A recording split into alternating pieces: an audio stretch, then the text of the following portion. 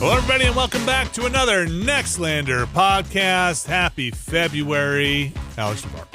Happy February, Vinny Caravella. Thank you very much, Brad Shoemaker. Happy February to you. Great to be here. I've Great. heard so much about it. It's February. I have heard multiple sources. It's the worst month. Now, On God, the worst of months. yep, verified. Happy February to everyone listening out there. We made it through November. Look, The month of love. Here we are. What do you mean 11 November? What? sorry, January? Yeah. Look, Well, we did make it through November. You're right. November. Did we? I don't know. Still Can you here. say that for sure? No, that's true. Maybe we didn't make it through November. It certainly feels like it sometimes. Are we in purgatory? Maybe we are living in the long November and nobody knows it. I have many issues. I have one issue in particular that is getting worse and worse as this long winter drags on here in the great state of New Jersey. That issue is that there is currently a let's call it about a foot and a half of permafrost now in my backyard. Permafrost, not the right word. I'm just going to use it to evoke Layers of iced over, melted, Yeah. iced over again, Yeah. melted, iced over again snow. Yeah, and look, I got a dog that likes to do his business in my backyard. Sometimes he'll do his business on the walk, Sometimes he waits. but he enjoys doing his business in the backyard. Now, this dog, this, I don't know, 70-pound-ish dog, can support itself on this layer of ice for refrozen fruit. I cannot. Which has led to, generally, when it's nature's own grass out there, dog does his business. I come out in the morning. I pick up the previous day's business. Here's what happens here. I don't mean to get too graphic, so Let's do it. We're already here. Okay.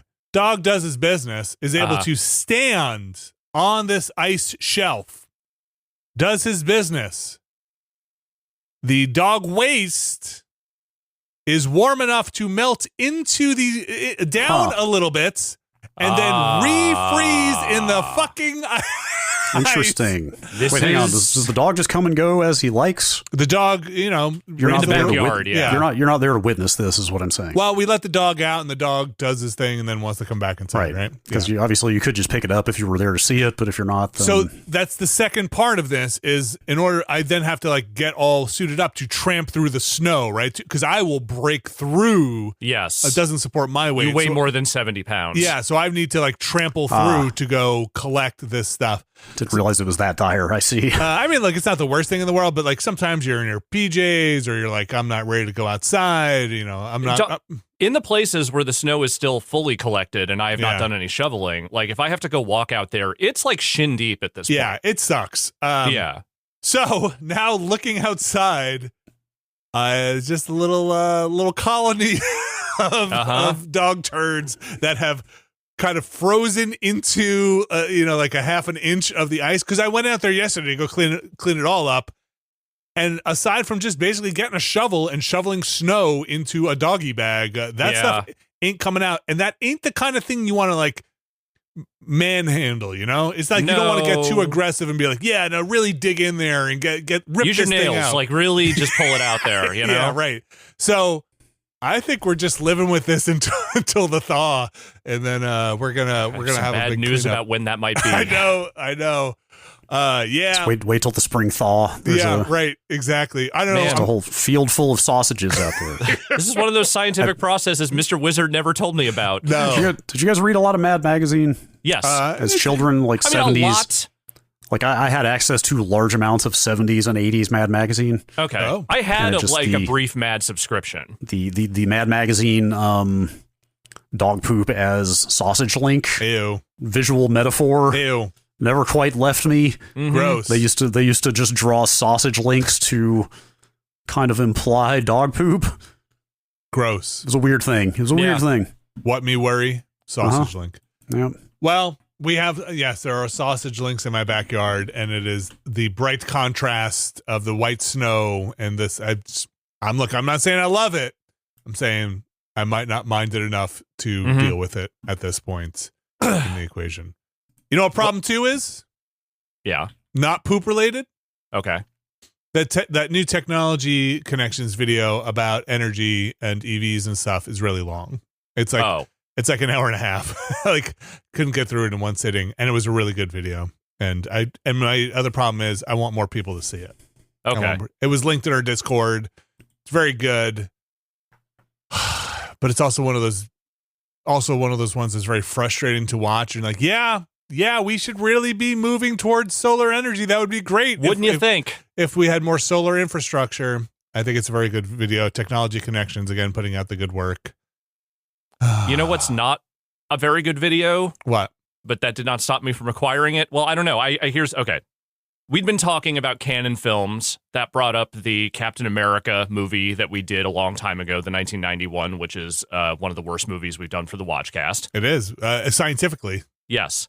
So recently, within the last couple of years, I think, so Albert Pyun, the director, died not too long ago after a long illness. But the thing with that movie, that Captain America movie, is that in addition to being very low budget and not great, it was also cut to shit by the studio from what Albert Pyun kind of wanted. Now, Albert Pyun is maybe not the world's greatest director by any stretch, but he is a guy who is well known for taking extremely low budget garbage and turning in something more interesting than he probably should have. Like a guy who is kind of an artist in his space of kind of low budget filmmaking. So when he died, apparently there was a personal work print version of his original version of Captain America before the studio started hacking away at it. And they put it out on Blu-ray. You're holding it up. I'm holding it up for you at home. Yeah. So his wife worked on this and getting it transferred. It's like a 2K scan. It is not a finalized film. It is a work print. But they did a limited run of it. And I was like, you know what? Even though I think Captain America is a fairly bad film, yeah, I should at least see what Albert Pyun originally intended. And at some point here, I think I'm going to sit down and watch that. I don't know that we have to redo that movie for the Watchcast or anything, but I am really curious about just like what was his vision for this thing before it became a nightmare. Would you in the purest pursuit of academia have to watch the original again to remember what's different? I've already seen that movie like a half dozen times in my life. What? Like I think I'm okay. That's too many. Why? You're broken, Alex. What are you? Because I'm an idiot. Why would you do this to yourself? Okay, maybe a half dozen is too many. I've definitely seen it at least a couple of times. You think you would notice differences at least? Well, yeah, because I mean, it's not that long of a movie, and anything that might make it more interesting would inherently have to be different, right? If you feel any joy while watching it.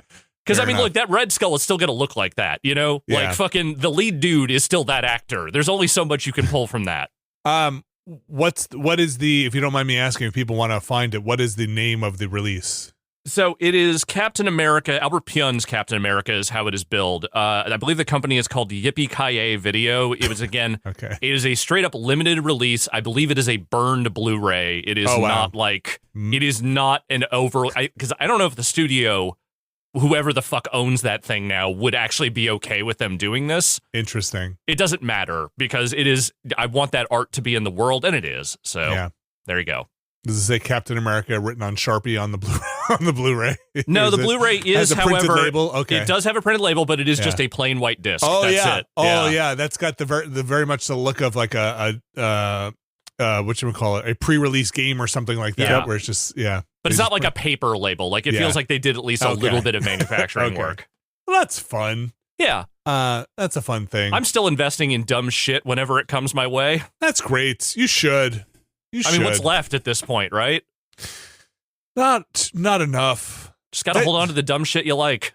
Did I tell you, speaking of Watchcast related purchases, I went and I picked up, I think I might have mentioned I did a little bit of comic shopping, but I went and I picked up editions, the first issue of Transformers and the first issue of G.I. Joe, the Marvel runs, to have in my collection. You did mention that. You were talking about reading some Larry Hama stuff. Yeah, well, I have the tome, the giant volumes I bought of those. But I was like, this would be cool. I'm an adult. I'm going to see if I can get these for a not insane money. Yeah, and I didn't get anything graded or anything like that. I just kind of wanted to have the comic book. Yeah, I just wanted the comic book.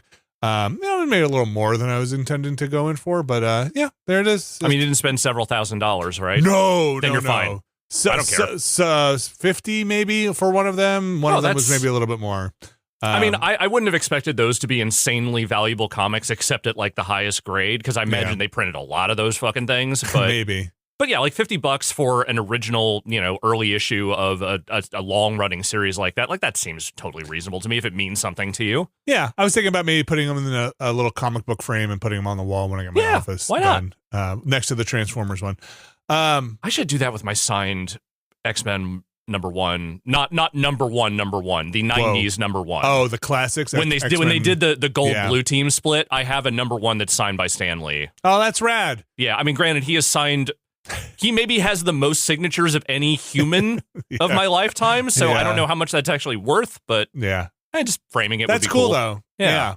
Again, like these are things that at some point when I have a wall space would be nice to put on a wall. I don't know if that does anything for comics. Is that bad to have them hanging on a wall in a frame, sunlight touching anything? Is that bad? I think you just don't want direct sunlight on it. That's all. Yeah, it could.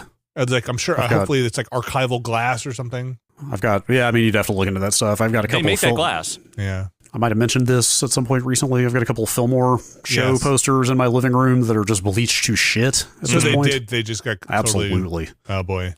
And are they directly like across from a window? Not directly. Like the sun definitely gets in there, but not like. Yeah, I was surprised how bad it was after 15 years. When I got my El Santo versus the Vampire Women movie poster framed, and also a couple of my uncle's old prints framed, they were like, hey, we have this glass that is basically museum grade that prevents anything from getting faded from the sun. And I was like, I mean, the poster's not going on a direct sunlight wall. The other photos are. I was like, fuck it. Why not? And so I paid the extra for it. So we'll see how it bears out. But it wasn't that much more, but it was more. I mean, granted, this would be in the basement, right? not too much direct sunlight, for better or worse. Yeah, I think you're indirect. Probably fine, but I mean, I don't think it would be that expensive for them that small is the thing. Yeah. Well, those are some dumb purchases that indeed I just sometimes just can't help myself. I did get a shipping notice on that. Did we ever figure it out? AYN? I think it stands for something. Is apparently how everyone has been saying it. Is it? I thought I've heard people say AYN Ein multiple times. It stands for something. It does stand for something, but I think people just shorten it to Ein because it's easy. We'll see what happens when that thing comes. I'm curious to get hands on with it. That is the kind of I don't know what you'd call it, third party DS like thing, dual screen Android dual screen Android handheld thing. People speak very highly of it. Yeah. I don't know why I just don't break out mine. I think it's that I don't want something to happen to my actual DS and 3DS. Sure. Because I have them and I have the games I want to play, I own for them already. Mm-hmm. But I do want to go back and play a Link Between Worlds if I can get that up and running. We'll see. All right. Should we move into the video games? Sure. Let's do it. Let's see. Where do we want to start? Alex, I want to start with you. Okay. I want you to tell me about Cairn. Yes, I'm also curious about Cairn. I kind of want to try that. Cairn's fucking cool, man. It's a game I wanted to get into. I haven't picked it up yet, but it is on my list to jump into. Spend a few hours with it. How stressful is Cairn? Fairly. Okay. Not overwhelmingly, but I've definitely had some sweaty palms by the end of specific chunks of that game. So I'm not that deep into it. I've actually fallen several times while trying to feel out the controls of this. I am playing on PC. It is definitely a controller game, to be clear, no matter where you were playing it. And mechanically, it's really interesting. So when you are climbing in that game, and this is a rock climbing game, that is what it is. Like, they literally start you in a gym with these sort of fake plastic rock climbing wall, and then you climb the final wall into the environment, and then there's a big rock on the other side of it. It's like, all right, get going. I think I did the demo. So I think I did that in the early demo. And so you have a little climber bot that can help you with certain things, like, building a bivouac, or, helping you with things like, pitons and all that stuff. But a lot of it is on you to figure out where you need to rest, where the real handholds are. And it seems like every rock that they present you with, there are multiple ways you could approach it. Like, there's a big wall, a big rock face, and it's not even, and you can look along there to try and figure out, like, what do you think your optimal path is going to be? But it is not a thing that you can, like, track out on, like, some sort of interface-based thing. It is like, no, you're just kind of looking at a bird's eye view of the whole thing, trying to decide, like, where does the most footholds and handholds look like they are, and then just starting your path from there. So this is not necessarily Death Stranding 2 mapping your route through the... No. Okay, you just kind of have like go left, go right. I do believe there is a thing that lets you see your path up to that point. It like sort of tracks it from where you went, but there is not a pre-build thing as far as I can tell. Do you hit dead ends? Have you ever hit a spot where you just can't go up anymore because there's no path? So, not yet, but I have definitely run into areas where I thought there was more I could work with than there was. So I've had to sort of pivot away and sort of go back the way I came a little bit to like find another path up that maybe has more grip. Because what you are doing effectively, moment to moment, is that you can manually control your limbs if you want to, but by default, it is an auto limb system where when you start, it just starts with a hand or a foot, whatever, and then using the stick, you just sort of point it in the direction where you want to hold, and then you press to kind of like lock it in. There are grips, like there are, obviously crevices and other things you can fully grab onto. There are also just surfaces that you just want to put a flat palm on to balance yourself on, or if you want to like hold a foot in a place while you get to a better grip that's a little further up or something, you can do that. But that causes stress, and you can't do too much of that before all your limbs start wobbling in a way that is really fucking scary the first few times it happens to you. So what you're doing is you're trying to figure out how to sort of like navigate the limbs as they kind of go in order. Now, again, if you want to manually move a limb because something bad is going to happen to you, just hold down the bumper and then you can decide which limb you want to move next. Like you select it? You can select it, yeah. Okay. But generally speaking, they're like, hey, the game's kind of balanced for you to be sort of using the auto thing. So, like, you don't have to do this unless you feel like you're really in trouble. So, there have definitely been times where I thought I was in a grip, and it wasn't as grippy as I thought, and then I start wobbling. Now, there is a stamina recovery button you can hit, but if you're in a bad position, like you have more than one limb that is not fully gripped on, that's not going to do a lot for you except a temporary quick buff of the stamina before you can try and reach for the next thing. And I wanted to ask if you had played Jouissance, because I'm curious if this is more technical than that, but it already, from what you're describing, sounds like it is more technical than that. I did not play a lot of Jouissance. I played a little bit of it. It's different in that it feels partially like a physicsy game in that the limbs are kind of the physics and you are trying to figure out how to make the limbs go into the places where they need to go. But there is climbing mechanic stuff. Like if you break a piton, like you need a couple of broken pieces of piton to reform them into one new one. There's definitely like, hey, you want to try and get those things in really tough spots so that at least you have like a good rope and grip hold if something bad happens to you. Because I've fallen with a rope, and that is much more survivable, let's say. There is a health meter. You can survive certain falls all the way to the ground. Takes a lot of health. And past a certain point, you are not going to survive that. And then what happens? You restart from wherever your last save point was, which like basically... a base camp or a bivouac? Anytime you create there are certain save points on maps, but anytime you also bivouac, set up a tent, whatever, you can save in there as well. Is there much story? There is story. I have not gotten a lot of it yet. There is there's an illusion that like you have a partner who is, or at least I think is a partner, who is sending you messages, like you're getting like phone messages through the little climber bot and stuff. But it hasn't really gotten that deep into it yet. Are you able to bivouac whenever you want, or is that a resource? Or not whenever you want, but on a plateau, are you able to do it? So you can do it while you're on a mountain. Like if you're on the cliff face, like the first time, once you get past the tutorial level, the first time you start climbing a big rock, you wake up in a tent that is just like aligned with the side of a wall. Like it is not on a flat surface. It is one of those like climbers tents that is like roped up. Wait, that's for real? Those things exist. Yeah, you can do like people who are climbing really serious rocks. There's not always a flat place for you to put a tent.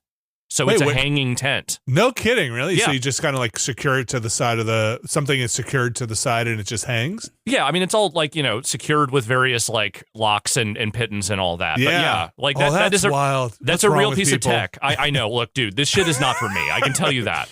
Real world rock climbing is not for me. Dude, I can't even sleep soundly in my bed half the time. Like, how the fuck? Like hanging thousands of feet in the air. Free climbers are genuinely insane people, I think, but not like in a dangerous way to anyone but themselves. But at the same time, in a video game context, this is pretty cool. it is stressful in a very like, I just don't want to like put too much stress on my person kind of way. And the falls are kind of traumatic. I'm going to be real. Like they're and especially the build up to her wobbling and falling. There's a lot of heavy breathing. You can hear her kind of like, like it's really stressful. And I've definitely had like moments where like I put the controller down and my palms are just like soaked, you know? Yeah. Well, it's those like, again, those muscles, the spasms of the muscles just giving out.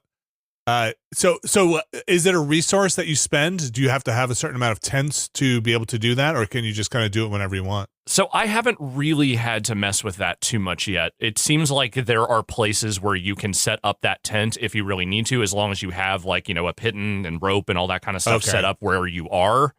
I don't know exactly what the guidelines are for where you can and can't do that.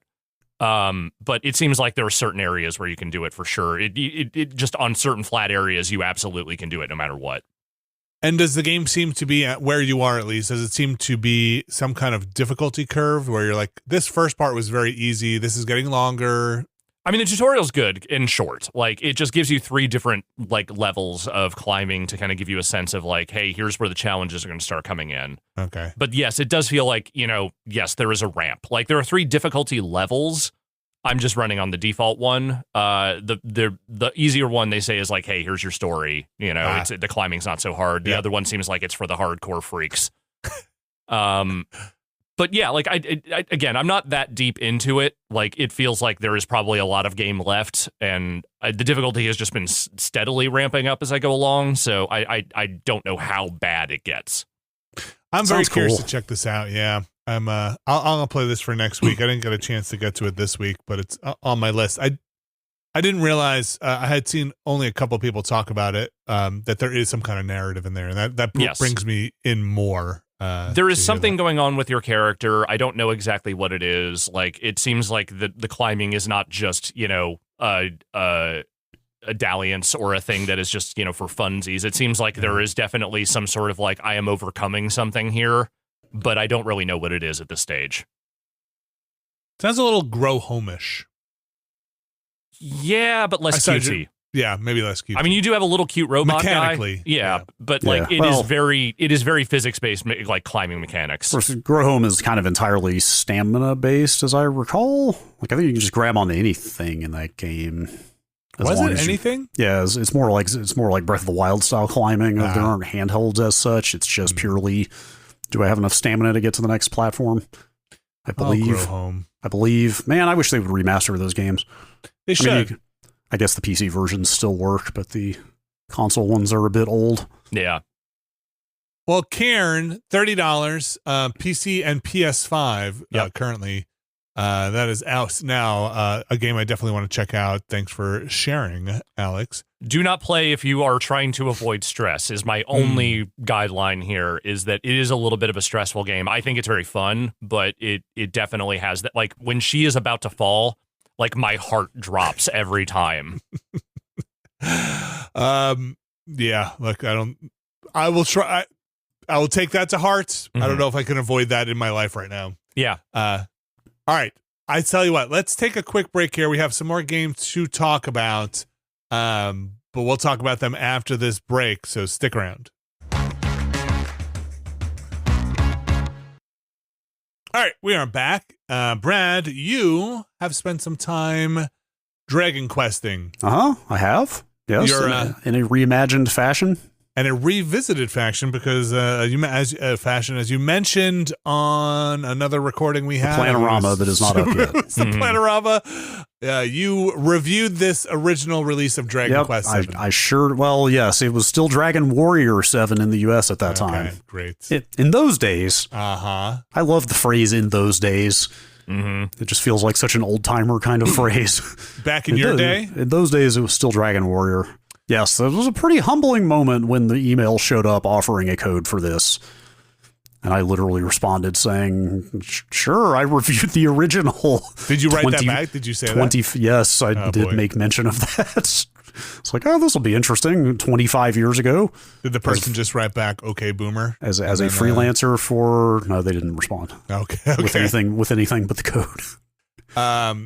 So, Dragon Quest VII, clearly a game you have some experience with. I just control F'd GameSpot in the Wikipedia page for Dragon Quest VII. Yes. GameSpot called the graphics, quote, not good. Is that you? I assume that's you. Yes, yes, it is. I went back and reread my review. And again, 7.7? I gave it a 7.7, but having reread the entire text of the review this morning, yes, that feels like a very generous 7.7. Okay. Well, that was a spreadsheet 7.7. Yes, it was, but I probably tilted that one up quite a bit at the beginning of the third paragraph. Now we can get the graphics part over with. They're not good. Brutal. Wow. Yes. But also, so I should say up front, before we talk about anything about this remake, this Dragon Quest VII Reimagined, I have no memory at all of playing that first game. Well, how about... I remember like the time and place of reviewing it. I remember sitting down to play it. Zero detail about the game at all. And even completely touching the Reimagined, it's not ringing bells? Just in the broadest possible sense. Interesting. I mean, that really doesn't surprise me, though, because think about how many video games we have all played over the years and how far we are from that game having come out originally. It's an unknowable figure, but I would love to know how many video games I have played in my life. It's got to...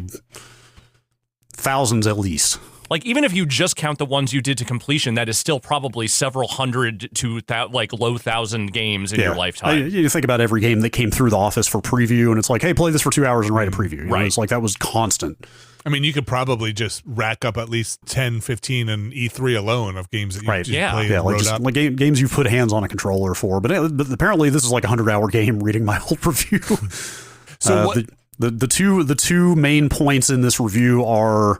This game looks unbelievably dated, and it's maybe a little too hardcore for its own good.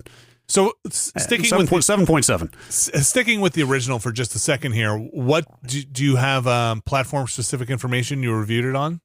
It was PlayStation only when it came out. So do you know if it was late PlayStation? Is this yes, so that's the whole crux of this review, and this is not super germane to this remake, although it kind of is in a way.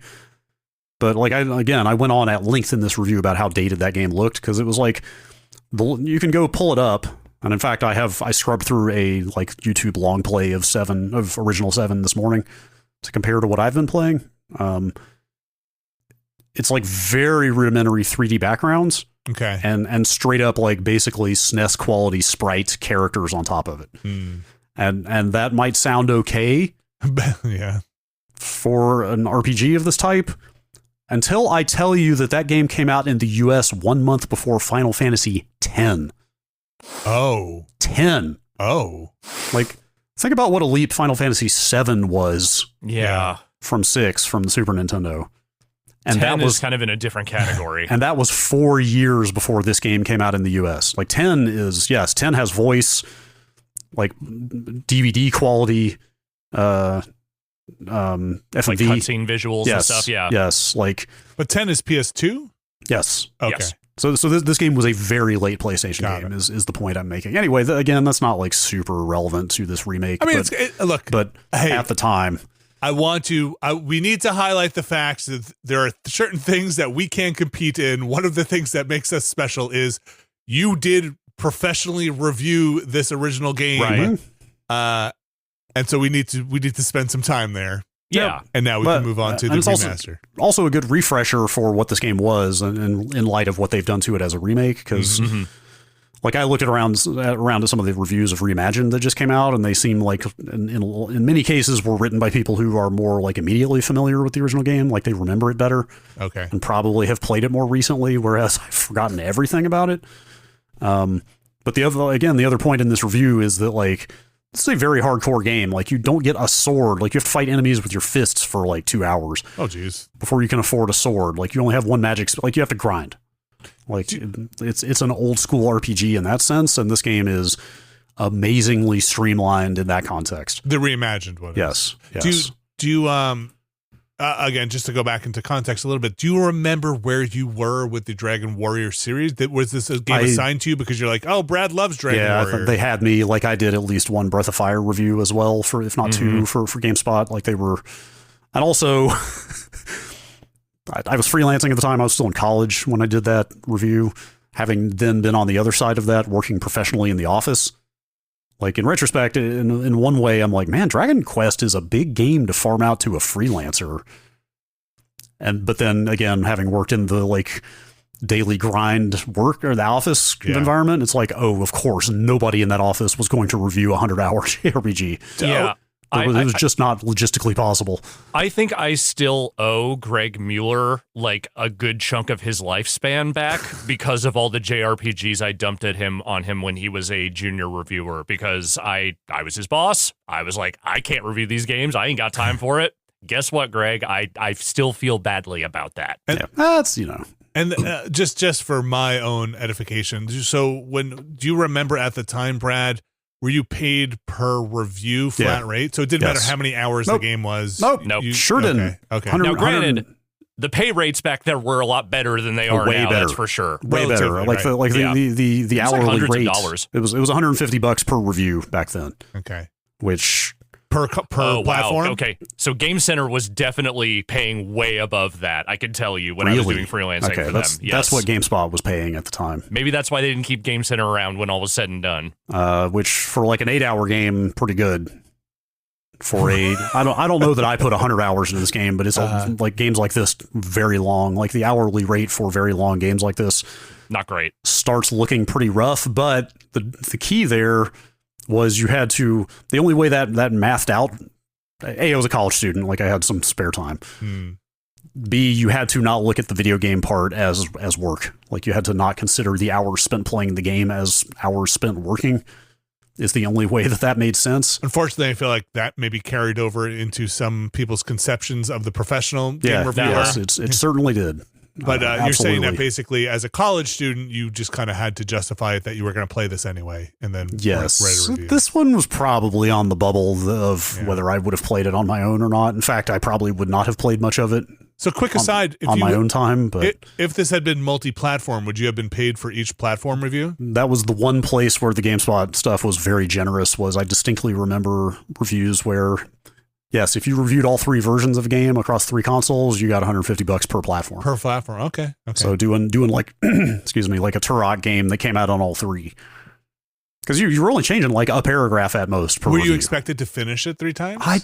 Alex, do you remember? I don't think you had to finish it. No, in fact, absolutely, yes. Thinking back, you absolutely did not. Like, finished it on one platform and then played the other 2 enough to feel confident in the differences. Yeah, that varied from game to game. Like sometimes you could just boot up one of those THQ platformers for like an hour and be like, yeah, this is literally it's the Xbox difference, which is that everything looks slightly cleaner. You know, like that's basically all it was. But some games, you would start noticing things and you'd be like, fuck, I have to keep playing this fucking port because this GameCube version is fucking broken in weird ways. You were man, these are like 20 plus year old memories. Yeah. Work memories coming back. Yes, that dawning realization as you get into one of the other platform versions and are like, oh no, actually there is more I need to see here. Fuck. And it's never because it's better somehow. Yes. You know, it's always because something is just markedly worse. It's usually it's like, oh, they had to compromise this and this on this platform. I'm going to need to dig into this more.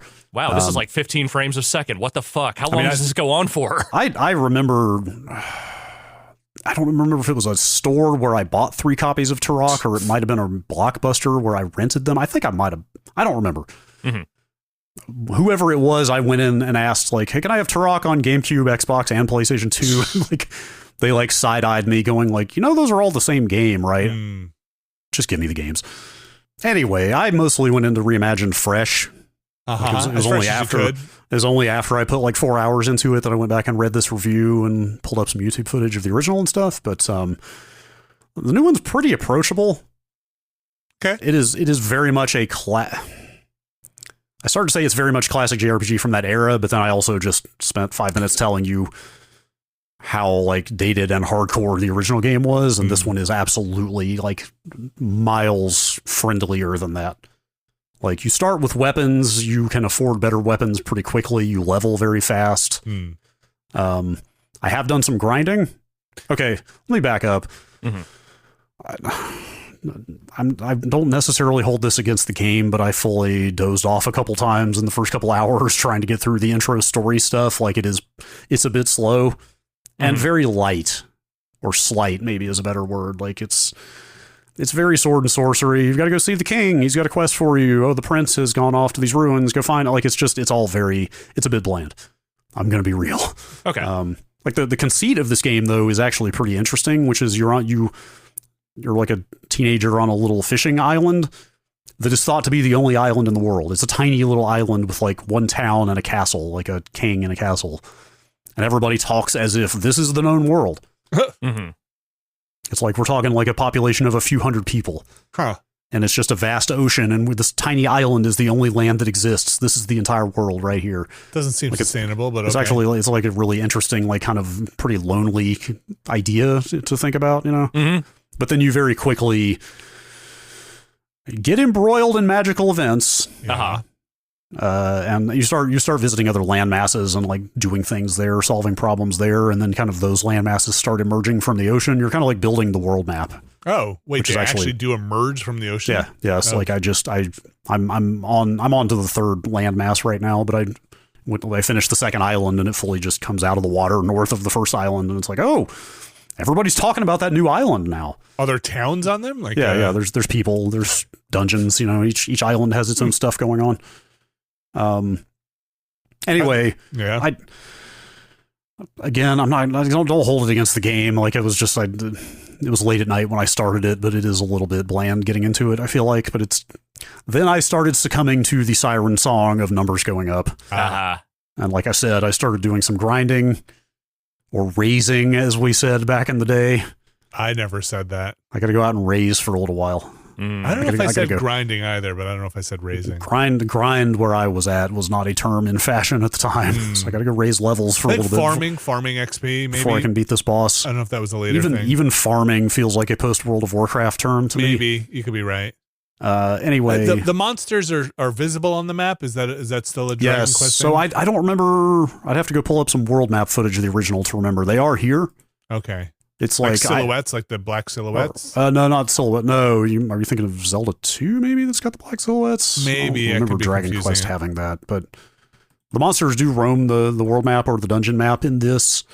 I will never not think of that as Chrono Trigger style. I know there are other games that did it first, but that to me, that's just always going to be where that came from. There's some interesting stuff there, though, and this maybe gets into some of the streamlining. In this game, though, when the monsters spot you, they charge you. Yeah. So you do kind of have to like watch out to dodge them.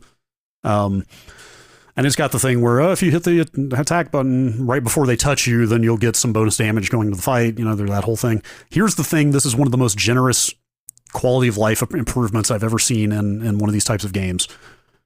Once the game deems you powerful enough that the enemy in question is trivial, if you hit that attack and time it before they touch you, you don't have to do the fight. They just die and you get the golden XP. That's awesome. I have seen that in other JRPGs. Okay, I didn't. Awesome. Again, like both in regard to the original game and this genre broadly, don't take anything I say as gospel about, that's a new feature that they thought of for this. That's cool, though. It may well exist somewhere else. Also, you do take a tiny penalty on XP and gold. It's not full amount, but since it's an instant win, I don't care. Right. Oh, yeah. Especially if you're going through an area that you have to backtrack through or you're over leveled for. Yeah.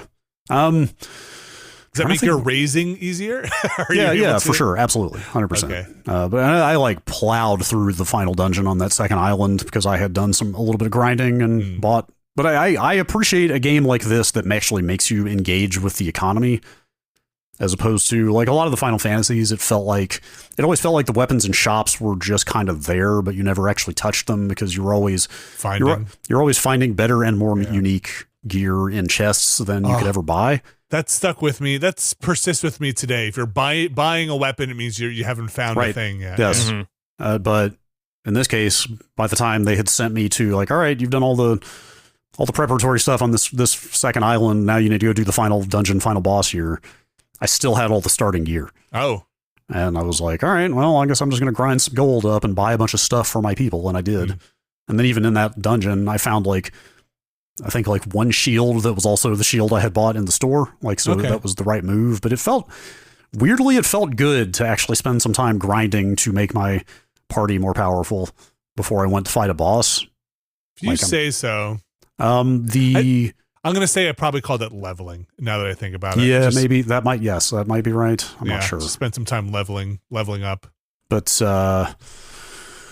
what else do I want to say about that? Like looking at that old footage, like it's super faithful. Surprisingly, like all the enemy designs are straight out of the original. A lot of the cutscenes in this are straight from the kind of overhead cutscenes in the original. Clearly with a graphics. Yeah, of overhaul. course. Yeah, but like okay. just spiritually, like when the ship leaves the island toward the beginning of the game, it looks in concept quite a bit. Even the way it's like framed, it looks quite a bit like the original. This is, I should say, not to be confused with the HD 2D remakes that they've been doing of like 1 through 3 so far. Right. If you listen to the Planorama after this, you could hear me get confused by that. Like ironically, those games actually look quite a bit like what 7 looked like originally, which is like sprites on 3D backgrounds, kind of pixely looking. This is a full-on like nice high-res modern graphical update, but still like overhead camera, still framed like an original, this type of game from that era. I like it. I actually might end up playing more of it than I expected. Like that first couple hours, I was like, oh man, I don't know if I can slog through this. But then once I started getting into customizing my party, and it's got a job system like some Final Fantasies do. Sure. So there is absolutely that aspect of leveling up jobs and mixing and matching stuff to come. I don't have any like second order jobs yet or anything like that. But big question for you, Brown. Can you name your character? Just your character, yeah. Did you name your character? Yeah. What'd you name? My name. Just Brad? Yeah, I consider dude. I can see why. I think that's a Dragon Warrior 1 name. Uh-huh. I just went with the classic. I don't suspect you still have a save somewhere you can look at it from your original. Oh, I absolutely do. You do? Do you I've got my entire stack of PlayStation 1 and 2 memory cards here waiting to be dumped, which I have not gotten around to. So you couldn't boot it up just to rename Not your yet. character to the same thing? If I had more time, I absolutely wanted to go check out my save from original 7, but I just haven't had a chance to That's funny. pull that save off and figure that stuff out yet. But I like it so far. It's like overly streamlined in some ways and not enough in others, though. Like the combat is okay. Let me back up. Parts of it are slow. Like the fit and finish is just very consistent with those old games. Very slow. When you go save at a church, it's like 30 seconds of buttoning through dialogue from the priest at the church to get to be able to save. Even if you've had a conversation with that priest already? It's the exact same. Let the Almighty shine upon thee. Okay. Would you like to record your progress? And you have to like say yes, and then like it plays a jingle, and it's just like, this takes so long. I just want to save. Yeah. This is so unnecessary. The battles, by the same token, at the default speed, kind of slow. Just for like animations to play out and stuff like that. So I bumped it up to fast, and it even goes up to fastest. But even on fast, so then the battles play out very quickly. But it also speeds the messages up to the point that you can barely read them. Well, it's not like wait for button prompt. No. So like if an enemy is about to trigger a status effect, or like they're building up some attack you need to know about or something, you have to really be on top of reading the messages as fast as you can. On the flip side, though, I don't remember if the original game had this. I know those HD 2D remakes did the like auto battle stuff. Like there's an auto battle option where you can like set tactics for different enemy or for different characters. It's like, this character should use more magic spells. This one should focus on healing. This one should never use MP and just focus on physical attacks. And they'll just go at it? Yes, and combined with that faster battle speed, and some types of save points also restore your HP and MP. It's real tempting to just leave it on auto battle and just run around. Okay, I am not a podcast game person at all. Right. Like I am like listening to a podcast. Yeah. Philosophically, not the vibe. Almost 100% of the time, my philosophy is, if this is worth my time, it's worth my full attention. Or conversely, if this is something that's not interesting enough for me that I need something else to make it interesting, then there's probably a better use of my time. And you were running all that Death Stranding 2 stuff. But yes, no. That said, it's real tempting to put on a podcast and just auto battle my way around the map and grind a little bit here.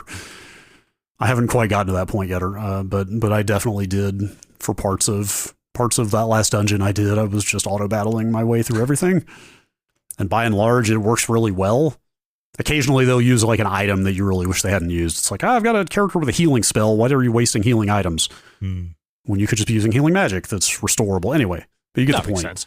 Is what is Dragon Quest VII's, or at least in Reimagined, what is their turn-based battle system like? Is there like is ATB what is it just no, it's very rigidly turn-based. Okay, like, and what enemies what determines the turn order?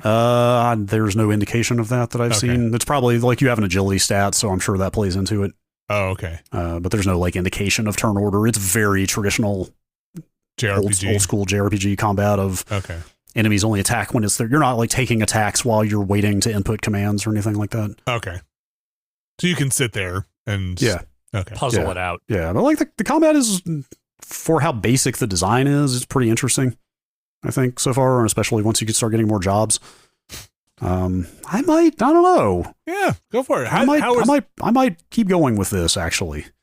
How are the I know you said the cutscenes are in the style of the game, but this isn't like a when they went back to the old Final Fantasies and did re-rendered CG cutscenes or anything like that? No, it's all in engine. Okay. It's all, because I saw that trailer intro looked really cool. Intro looks very good in this game because it's all like kind of shoebox diorama looking stuff, but nice high quality 3D. Like it's just a really cool, clever intro.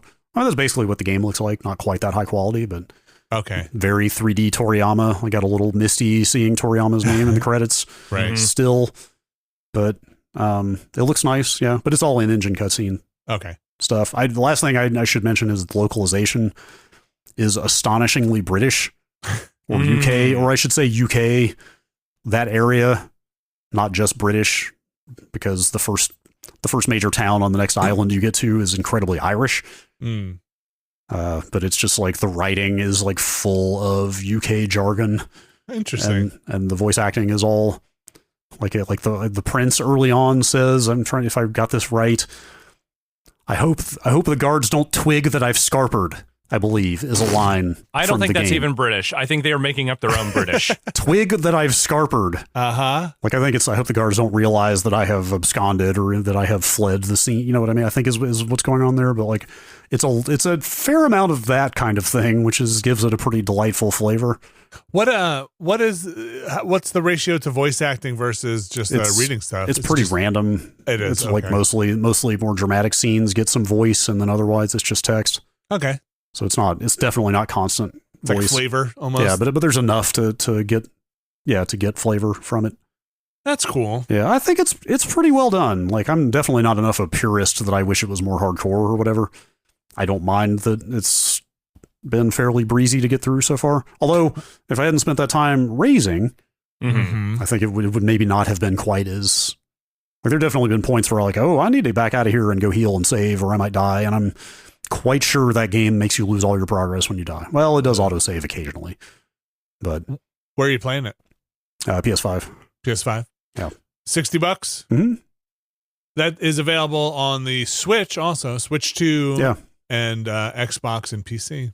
Pretty much everywhere. I got a small part of me wishes I was playing it on Switch 2, just because it seems like it would be a good on the go game. But there's a lot of good on the go games. You gotta get your what is that PlayStation handheldy thing? Oh, the Portal. Well, that only works in the house though. Oh, you want to leave the house? What are you doing? Yeah. Now you're talking. I ain't playing no handheld in the house. I've got lay down on your bed. I've got a 65-inch television in there. Just move your bed to the living room. Dragon Quest VII Reimagined. $60. You can go and read. Was it easy to find your review? Can you still go find it on? It was surprisingly difficult because I forgot that it was still called Dragon Warrior 7 at the time. Okay. And I was searching. I thought for sure they had moved to Dragon Quest by that time here. Okay. So it actually took me quite a while to track it down. But yeah, it's still there on GameSpot. Okay. All right. Dumb question. You could just say, I don't know. But if GameSpot came to you today, do you have a number? What is the minimum amount they would have to pay you to do a review of Dragon Quest VII Remastered?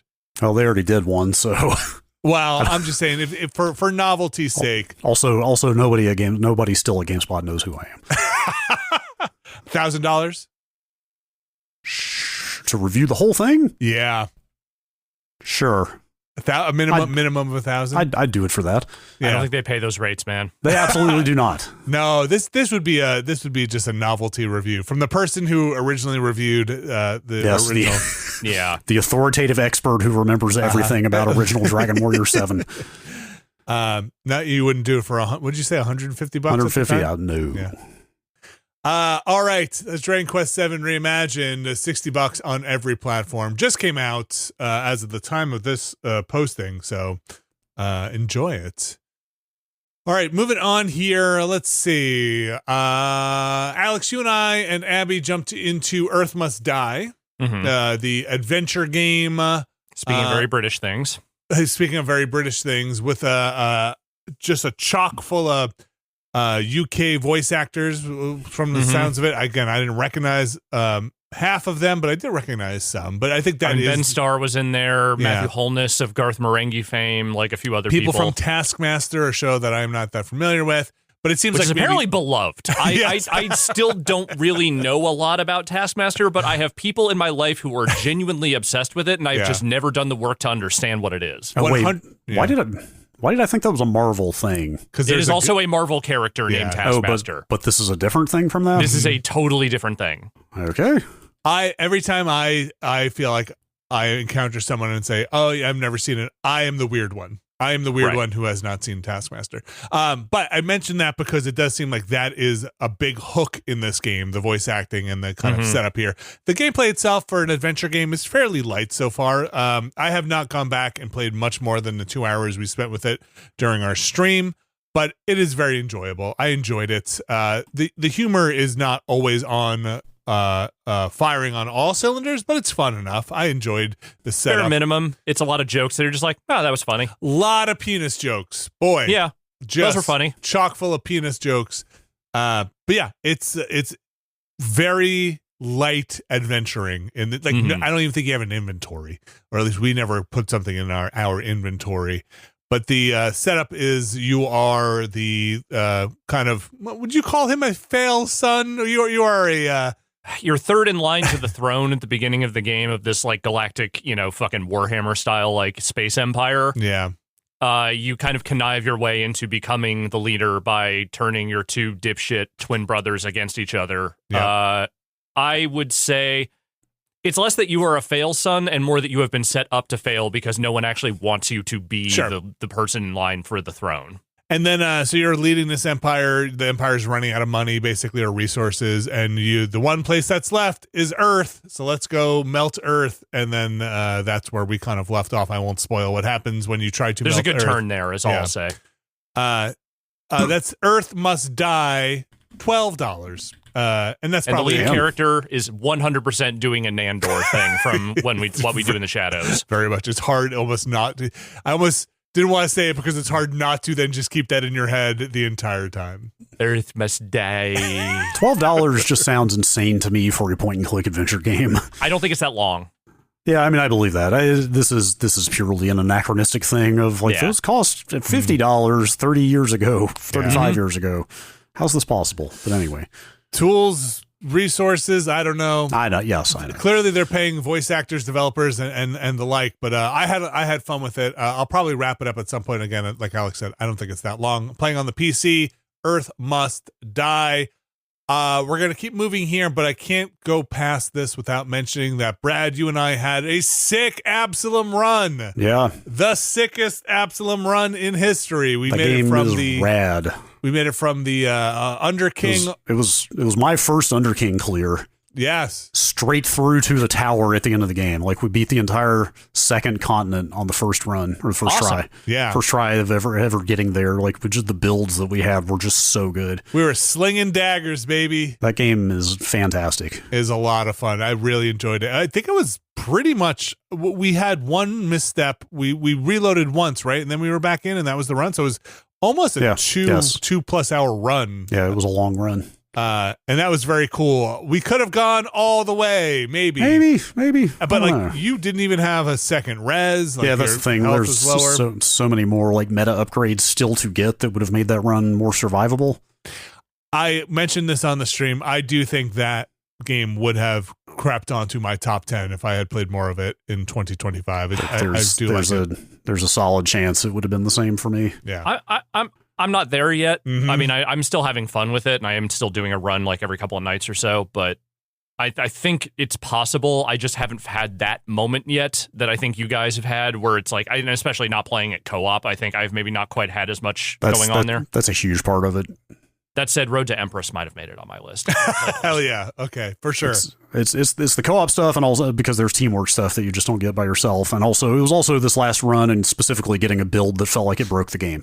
Right. Like great. it's that magic roguelike moment of, I have just gotten finally a combination of skills that feel like they should not be allowed to combine together, to the point that like regular enemies basically don't even have a chance to attack. I just keep them stun locked constantly until I destroy them.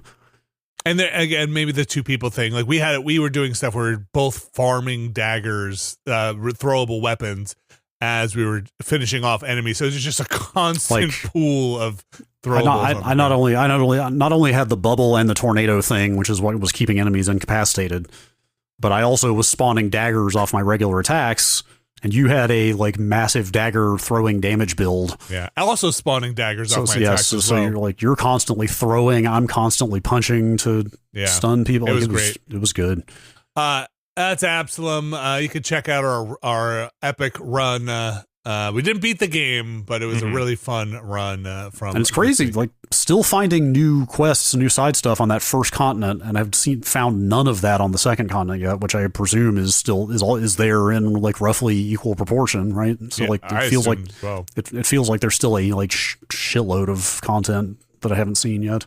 I played a little bit more of TR49. I'm not going to go too much into it, other to say that's the game where you're kind of decrypting or working with this computer that has absorbed all these books, and it's very root trees like. It is a slower paced game. It's hard to just sit here and talk about it, but you are just kind of reading and then piecing together clues to get you to uncover more and more in the fiction of the world. Right, you're just kind of trying to figure out.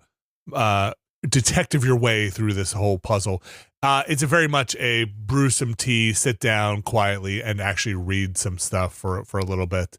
I do enjoy it a lot. Keeping going with that TR49, but the thing I spent the most time in over the last week since our last podcast was, you guessed it, Silent Hill F. I decided to just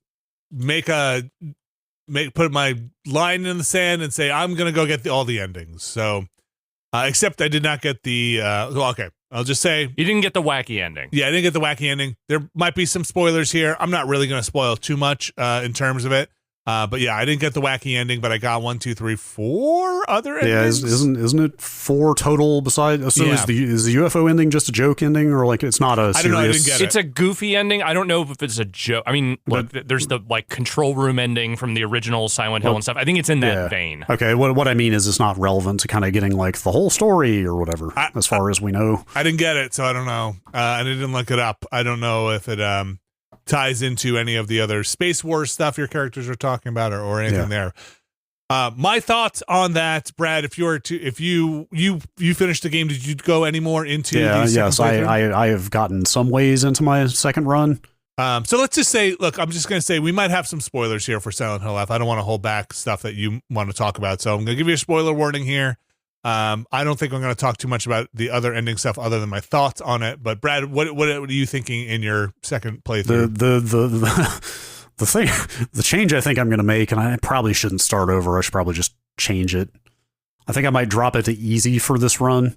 So can you do it mid run? I hope so. I haven't looked. If you can't, then I'm screwed, and I'm going to have to start over.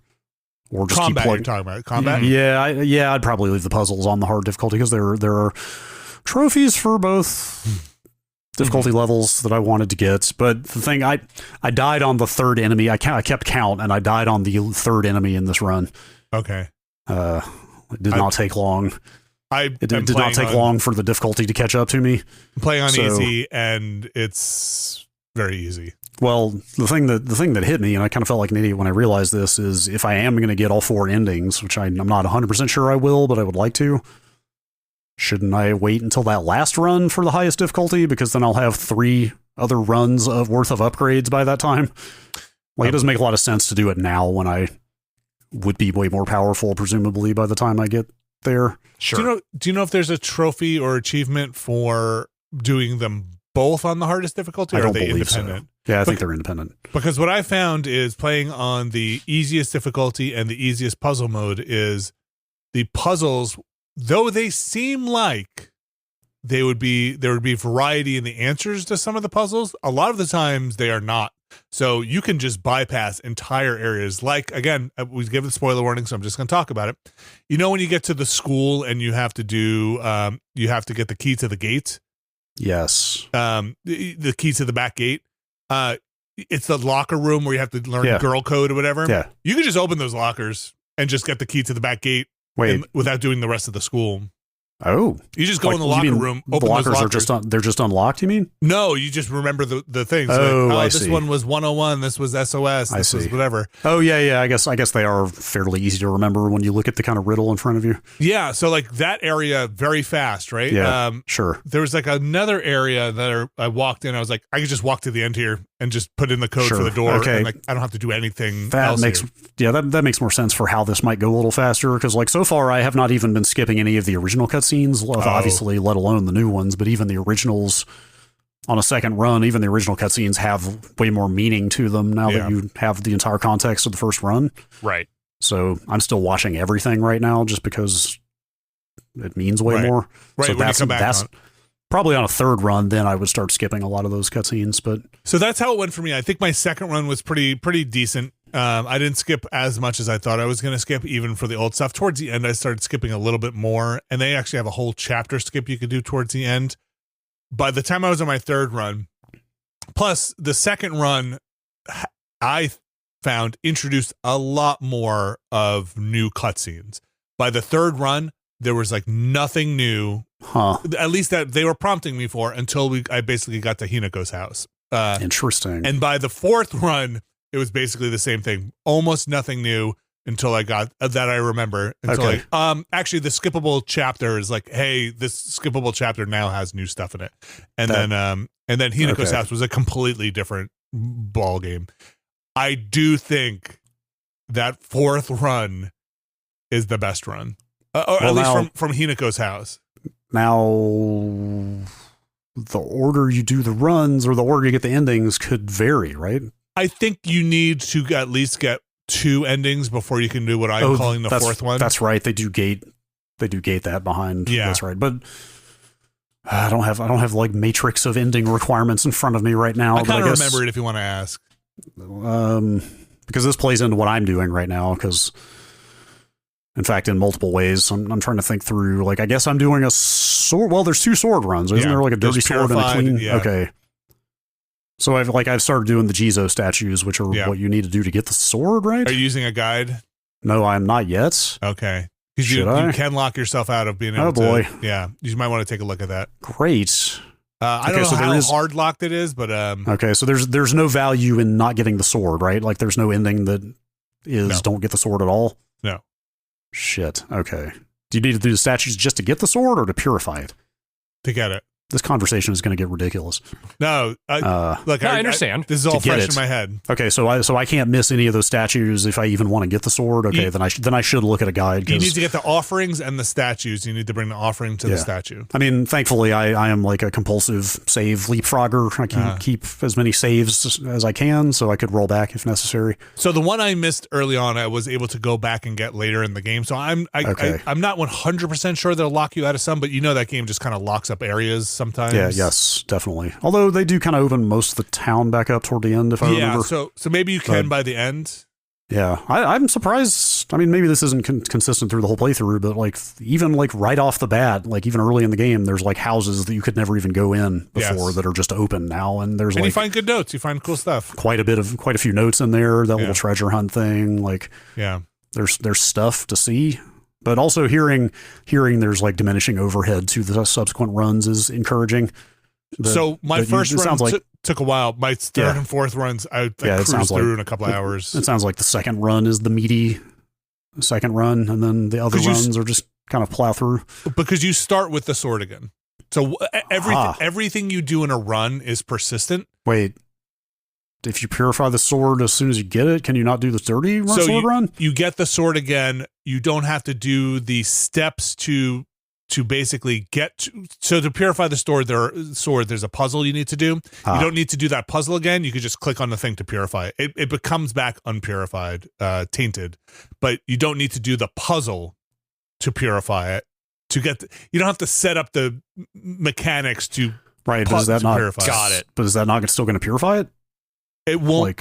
Not unless you interact with the thing that purifies. Oh, you can just skip that. You can. It's done already. I see. Basically, it's a basin that fills up with purification water. And I remember seeing that basin on the first run. So you can't just put the sword in there initially. You have to do this whole puzzle to make it. But what I mean is, you wouldn't even want to purify it because one of the endings requires you to not purify it. I am not even sure you can do that on your first run with the sword maybe I should look at a guide. This was a little too much to try to. I looked at a guide. I think in order to, so if I'm remembering correctly, the last Jesus statue to get the sword is after the puzzle you would need to do to purify it.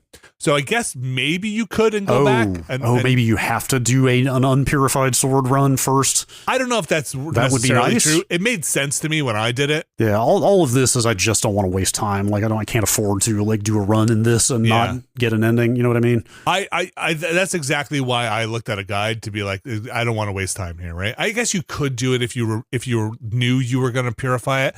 I thought you just dumped the damn sword in the basin and you're good. I didn't realize there was a whole puzzle you need to do that was in the spiritual realm, and I had passed that point. I couldn't go back to do that puzzle. I see. Okay. I guess real quick, the other question I have is I have not used any pills yet on this run, and I need to go look and see if that's the right thing to be doing or not. That's totally the right thing to do. In all cases, or I think in all the other endings. So I should just not be using pills at all. You're done. No pills. So that is another reason to not keep it on hard. Seriously. For now.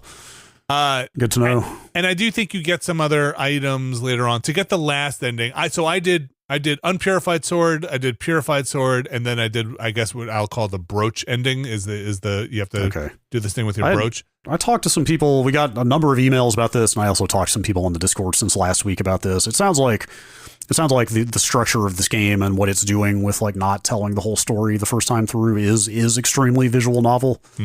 And specifically, is in fact the very much this game, very much a Ryukishi 07 thing in particular. So building on multiple endings leading up to a kind of final resolution is very much of the genre. So the vibe I got, I think it was very satisfying. Again, to get the final ending, I thought was really awesome. I thought the boss fight was the best in the game, and I thought the lead up to that was actually. I wasn't actually expecting whole new bosses.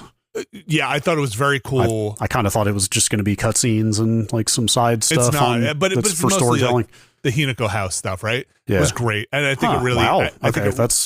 I think it really adds a lot to the story. That is the $1 million question I was coming in here to ask, which sounds like you've just answered. Is all this shit worth it? And I think the last actually is. ending I got, the other two were interesting, but I think I was going in thinking it was going to flesh out the ending, but it's really an alternative ending, or at least that's what it seemed like to me. That these are other paths that could have been taken because you've fulfilled now other requirements, right? So hey, in the first one, this is how it went because you didn't do this other stuff. In your second ending, this is how this would have gone, and then there's a third ending. And by the fourth one, I was like, this feels like the most fleshed out version of this ending with all the cutscenes happening, all of this stuff happening, all these interactions I didn't have before, all this inner conflict happening. It was very cool. And I think it was worth it to do that last one, especially. Though the other two have some fucked up shit in it. My kids watched me do it because I was doing it all day on Saturday, for better or worse. There were definitely some things that I was like, hey, are you cool with this? Granted, it skips all of the stuff where you make the sacrifices in your consecutive playthroughs, all the stuff where you have to do the parts of making yourself presentable to your Fox Boy. Skips the cutscenes, or skips you don't even have to do that whole part of the game. You don't have to do that whole part at all. You just run right through it. You don't even. That's what I mean. They still transport you there, and you still have to run through the map.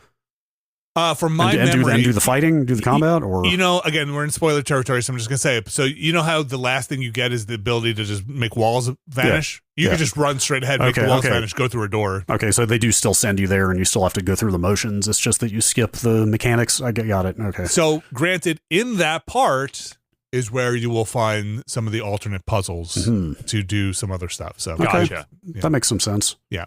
So I think that's cool. The sword is cool to have in subsequent playthroughs. I think it's a cool weapon to have with you. Does it break?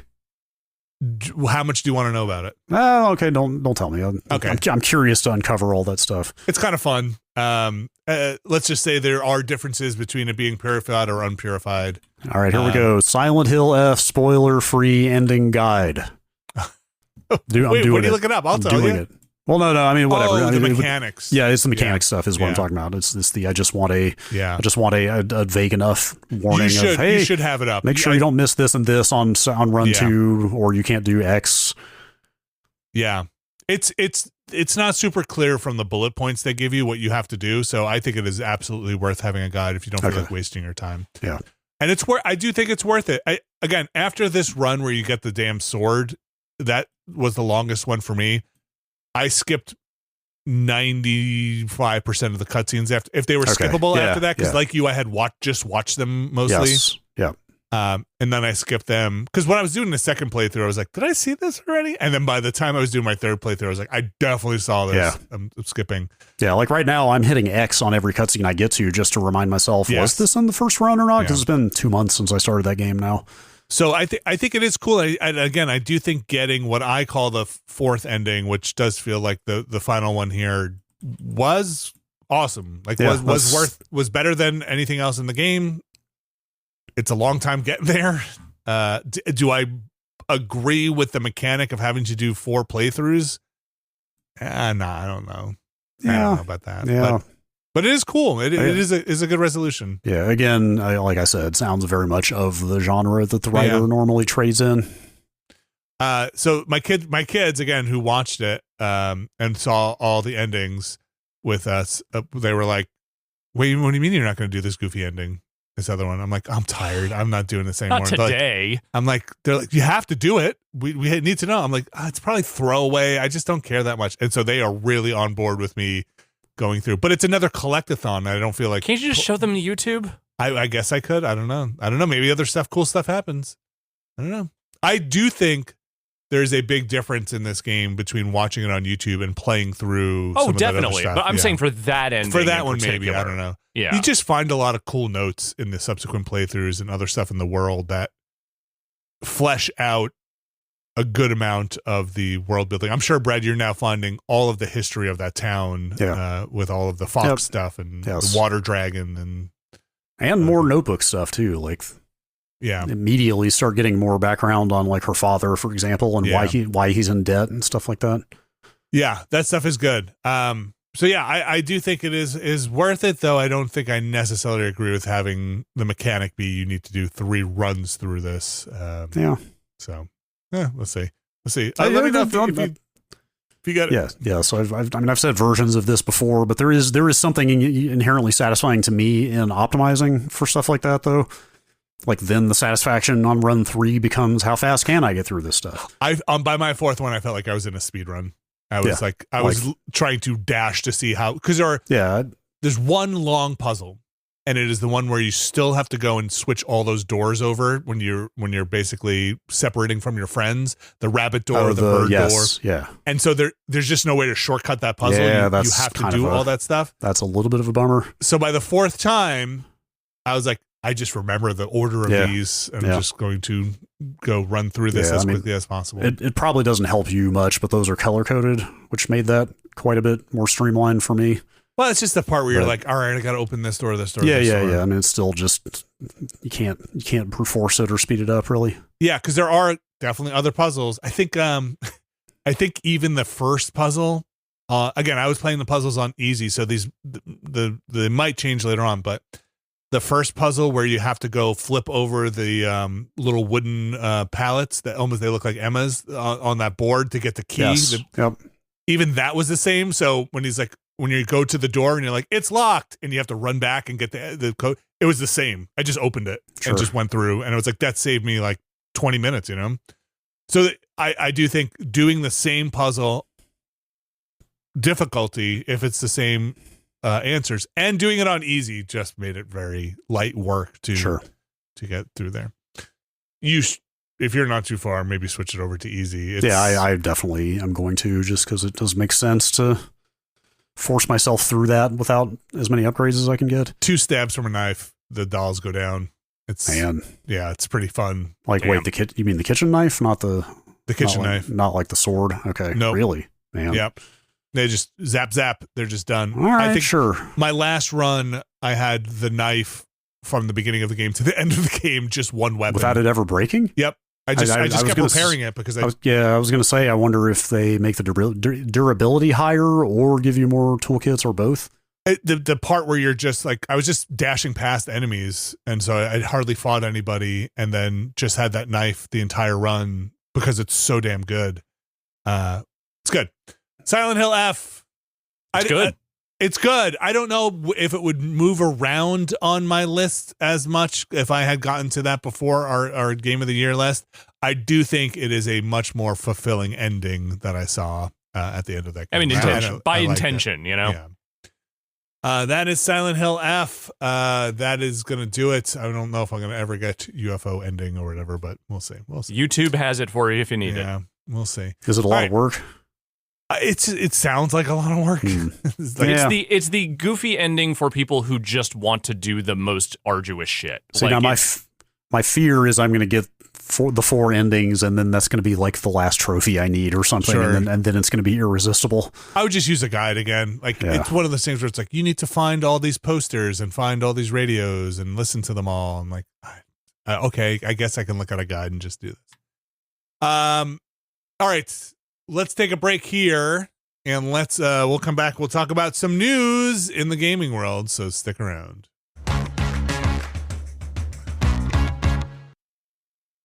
All right, we are back, and it is time for the news. Now, we've got a lot of crossover. The video game industry is very large. There's a lot of crossover stuff. I'm not going to spend too long dragging out this segue and intro into it. The Epstein files and video games. You knew they were going to collide at some point. We just had this big release of, I think it was like 3 million more pages, heavily redacted, word salad soup of stuff they are trying to release, not release, whatever the whole thing. But Alex, we do have some stuff that does cross into video game world here. Yeah. I mean, not all of this is all that revelatory in the sense that, like, Bobby Kotick's name has come up in relation to Epstein stuff before, though this latest dump definitely gives, like, the most concrete picture of at least what the nature of the communications between Kotick and seemingly Epstein and Ghislaine Maxwell were.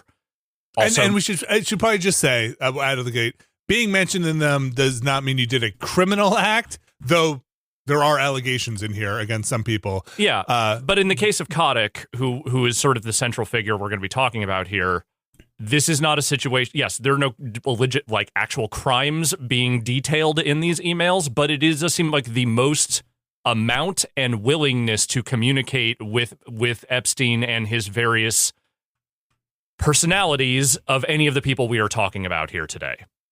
Yeah, though there is one actual allegation here that came out with relation to Leslie Benzies specifically, now of Build a Rocket Boy, formerly of Rockstar North. Specifically, one of the accusers in the larger Epstein milieu did in fact accuse Leslie Benzies of sexual assault.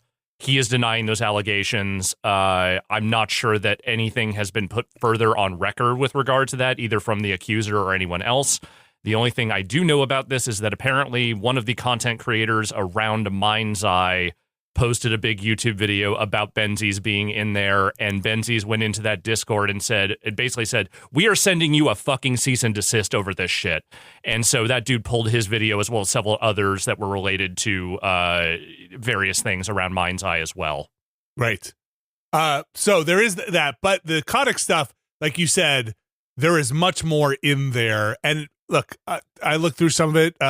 we should point to some of the good reporting here. Alex, you pointed me towards an aftermath story. There's a ton of places that are going deep on what these emails and communiques are. You know, Ken Klippenstein has been out there doing a lot of independent stuff. But as far as video games go, I'm talking specifically about some reporting here from Kotaku and also a larger piece from Aftermath about kind of the broader, like, everything encompassing aspect of this. Because it's a lot to sift through and, parse together. And like we kind of mentioned at the top, I don't want to get too much into the whole Epstein files thing, but there's a lot redacted and there's a lot that you have to kind of try piece together. There is nothing in this where we are going to come out here and say, like, Bobby Kotick wrote an email that said, look at all the crimes I'm doing. That's not what we're talking about here. That's redacted. Yeah. Or it could be. I don't fucking know. Yeah. Look, have you checked the redactions? You might just be able to, like, click a button and they can go that's away. Fair. I think they fixed that from the last time, but don't worry, they'll mess it up. Alex, what I know where I think I probably stand where a lot of people stand, where this just kind of looking at this stuff is sickening, not only for the crimes and alleged crimes that are recorded in some of these, but just the way it feels like the billionaire class is just talking about the rest of the world, where they're just walking around with impunity, trying to manipulate markets like there's some fucking evil villain. Right? Yeah, well, I think if anyone fits that category of, like, cartoonish Bond villain outside of the extremely nasty sex crimes and human trafficking aspect, like Jeffrey Epstein is that person.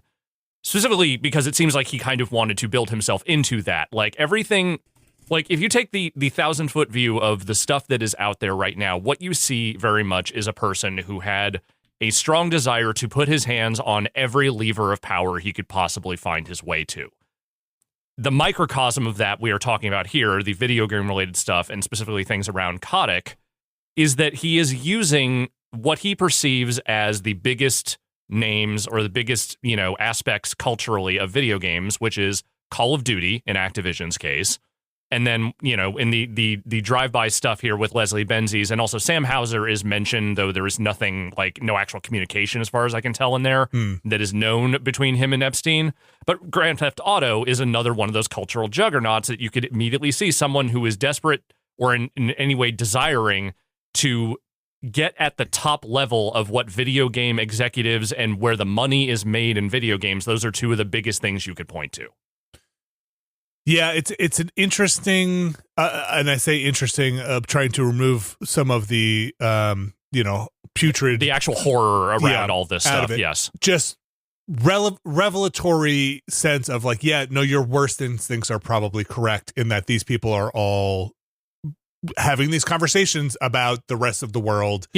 On their yachts. It really just seems to, in my mind, you almost be like, it can't be that. They're not all laughing around on their volcano island. Yeah. And it kind of feels like that. Yeah. It really just kind of feels like, how can we manipulate markets?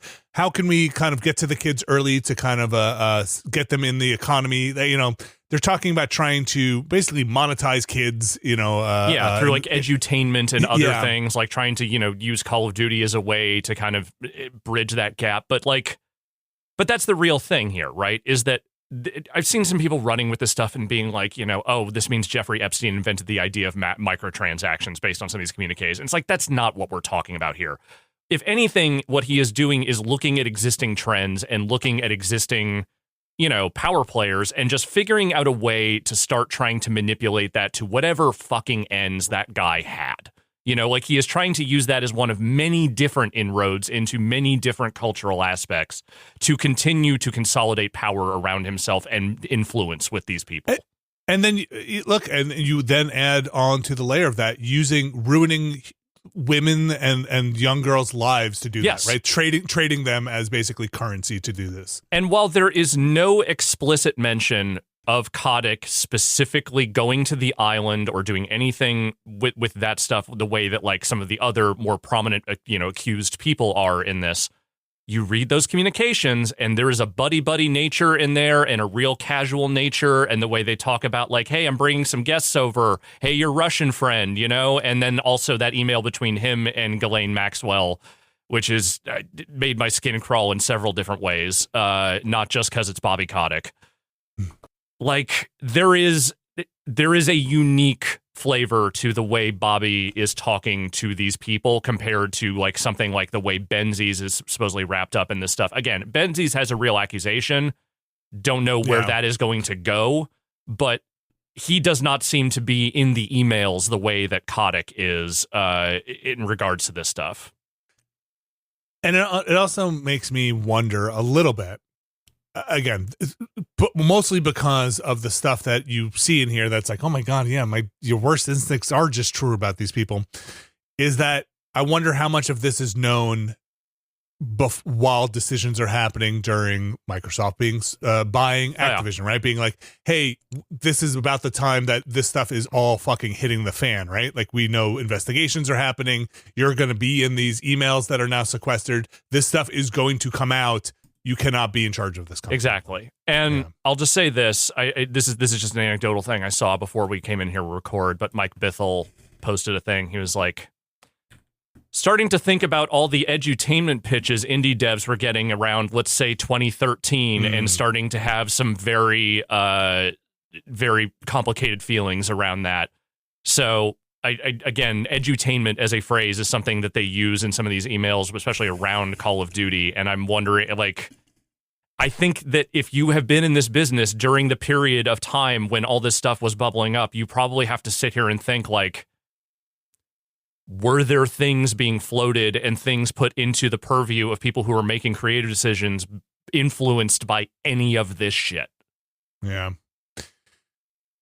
Look, there was no way this was ever going to escape the orbit of games. It's a gigantic industry. It's a moneymaker. Yeah, these people, any said, billion-dollar industry of any kind seems like the kind of thing they would be targeting. Latching onto power. Yeah. More than a moneymaker, an influence. Yeah. An avenue for influence. Right. And like cultural influence, you know. I mean, it's how long has it been since the stories about World of Warcraft gold farming?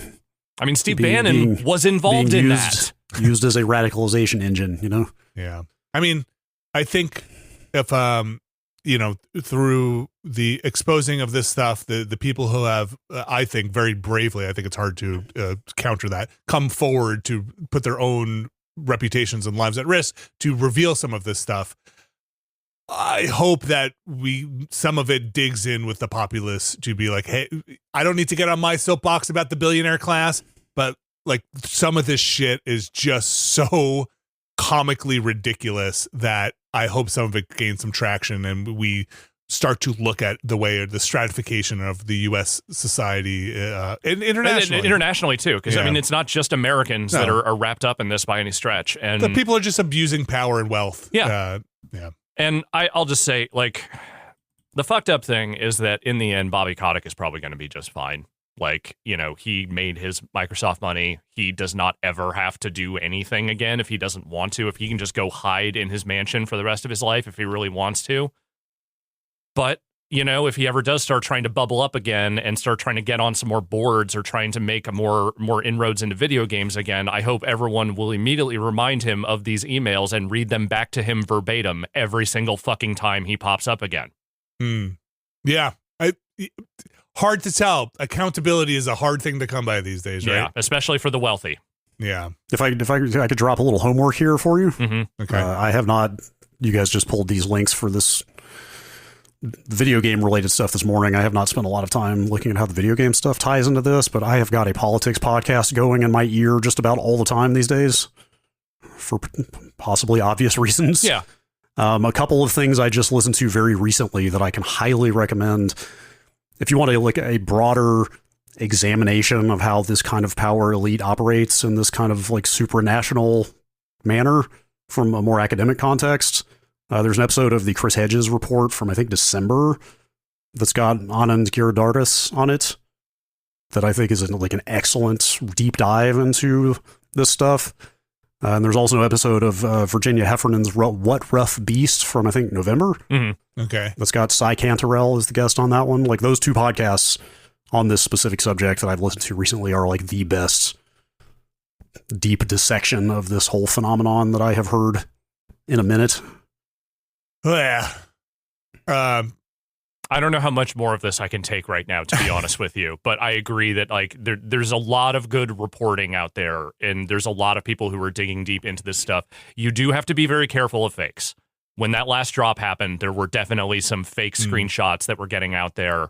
Like, vet your sources 100%, but like there's a lot. Yeah, I will say, I mean, those two podcasts I just mentioned predate this most recent documents release by several weeks to a couple months. Like, then this is, again, more of a broad view of what's going on. Do you mind mentioning one more time, now that people probably have their pens or pencils out, what that it was the Chris Hedges. Chris Hedges is a very well-known, long-time reporter. Like, it's his podcast with Anand Giridharadas as the guest. And Virginia Heffernan is the other one. Her podcast is What Rough Beast. Okay. And Cy Cantarell is the guest on that one. And is it more just about the kind of the stratification? I mean, these are people like largely from the academic world, so like they have got more of a view into, historical. Like there are people from like elite academic institutions wrapped up in this stuff and the business world and stuff. So like they've both reported on and in some cases like worked with people in this world and can speak to that stuff more directly. I'm sure more of this stuff will come out. I just hope there winds up being a stronger sentiment against that. Hey, this is just how it goes. And, bootstraps and people who earn their money, that they can do anything they want. Zero accountability. I hope at least in the United States, sometimes it feels like some people are a little hand wavy of that privilege of being very wealthy and then treating the rest of the United States as their plaything and people. Yeah. All right. Speaking of transition, look, impossible fucking pivot. Actually, this one's not so bad because it is ridiculous in a different way. Okay. What the fuck is this Sony patent, Alex, that is about an AI why am I going to get you're right. I hate this for completely different reasons than the other thing that we hated. Why am I going to get Nathan Drake talking to Ratchet about my trophies I should be getting? Parappa is about to fucking tell you how bad you are at whatever the fuck it was you were just playing. They're going to roast me in my next video game. So you can probably guess already how we all feel about the idea of AI podcasts, which in all of the AI things that are currently being generated and talked about right now feels to me like the least important thing you could ever do, which is simulate the experience of some guys talking. Because guess what? That is one of the most abundant resources we have on this planet. More than water at this point. But those guys are not your favorite video game characters. So this patent that they are talking about, which was filed in 2024 and I guess was approved as of this year, is for a sort of UI, like, home screen level system where when you boot up the system or you boot up a game or whatever, there is a podcast. They call it a podcast. I don't know why it has to be called that, but I guess it is. Where some combination of characters, which I assume you can preset, will tell you about everything going on in the PlayStation ecosystem since you last booted up. They will remind you of things like, trophies you were working on getting, where you left off in your game, maybe gently roast you for your gameplay. I don't know. But again, the hook here is that it will be your PlayStation favorites doing this. Nobody's asking for this. How good are the Parappa rhymes? That's my only question. Like, they need to be a little bad, actually, to sound like Parappa, because it has to sound like the gameplay. I guess you're right. Here's the text from this story on the patent. Sony claims video game platforms currently lack the ability to provide unique and targeted content to gamers to update the gamers about things that are happening on the platform. There are currently no adequate solutions to the foregoing computer-related technological problem. The solution: generate a podcast of news related to the data, with the podcast presenting the news in a voice of a video game character of a video game played by the video game player. Yep.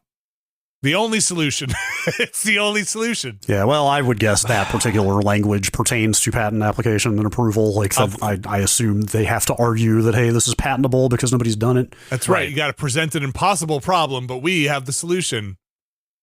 this sucks, but it isn't like the worst thing that could possibly suck around AI bullshit. Like, this is dumb. I think this is a waste of resources to be dumping your shit into. Like, nobody, like you said, nobody really wants this. Well, I mean, I think the real thing there is, like, even if they were hiring voice actors, who is sitting there listening to an audio, like a verbalized, like, news feed, or like nobody is. There's no use case for voice. There's no use case for somebody verbalizing what's going on your console. Like, at best, you're going to, like, glance at a store unit or, like, some trophy display in passing as you're going to do something else. Like, this is not a use case in like user interface to begin with.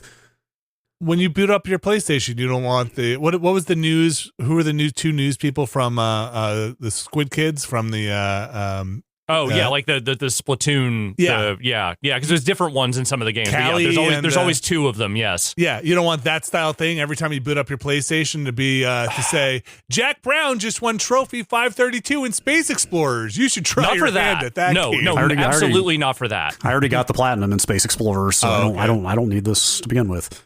Like, the thing about this is the kind of thing that is a real cutesy thing you can pitch to a mass market and say, look, it's just your favorite characters that tell you about your stuff, whatever. It's not important in any way. None of this is going to benefit anyone other than maybe just putting a thing on a box when they make a PS6. Is that like, hey, all your favorite characters will talk to you now. Isn't that great, huh?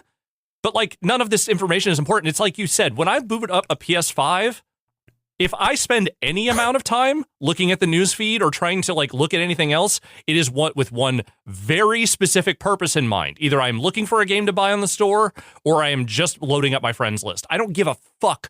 I could not possibly care less about anything happening in my PlayStation news feed at any given moment, whether Parappa's telling me about it or not.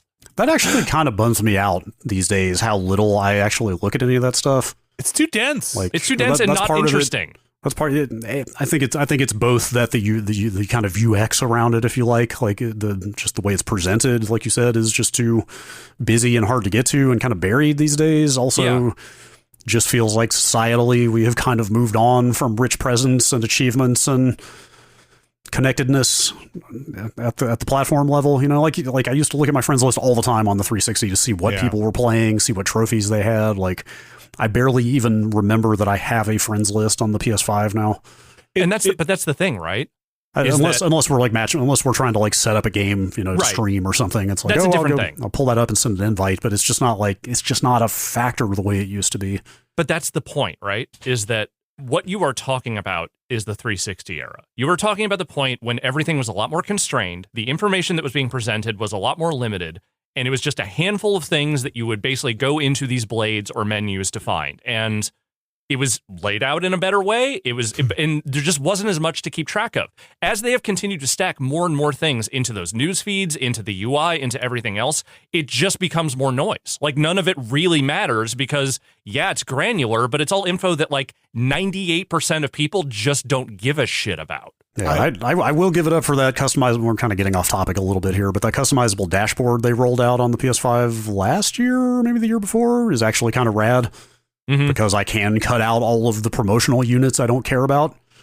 Like, mine is entirely how much drive space do I have left, how charged is my controller, how many trophies do I have. So I haven't done the customizing on it, but, like, on the default one, I don't think I rarely ever go below the fold, below that top bar. Yeah. I don't look at any of those things. And I think in my mind, it feels like most of it, I don't know if it is, but most of it just feels like an upsell. Like, you're trying to get me to go somewhere else. That's what this is going to do, Vinny, is that it's not just going to be Parappa or fucking Nathan Drake or whoever else. And by that, I mean, literally, they are going to take the voice samples they already have, dump them into an AI engine, and just see what comes out. But it's going to be them trying to upsell you on everything they possibly can. It's like, oh, you like this game? Hey, just so you know, this new game from the studio just came out. Hey, hey, there's a new DLC for that game that you just finished 3 months ago. Like, that's what this is actually for. Maybe if I get PlayStation Super Duper Plus, they'll have even more characters in my newsfeed. I don't know. This is not something I want. I just want to get. Usually, when I turn on my PS5, I want to get into my game as quickly as possible. I don't need anything getting in my way.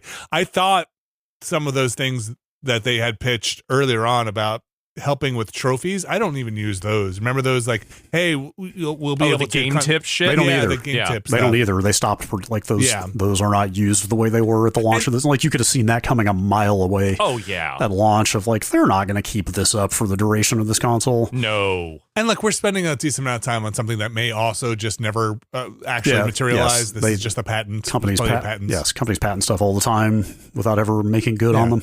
McDonald's, that whole that whole thing.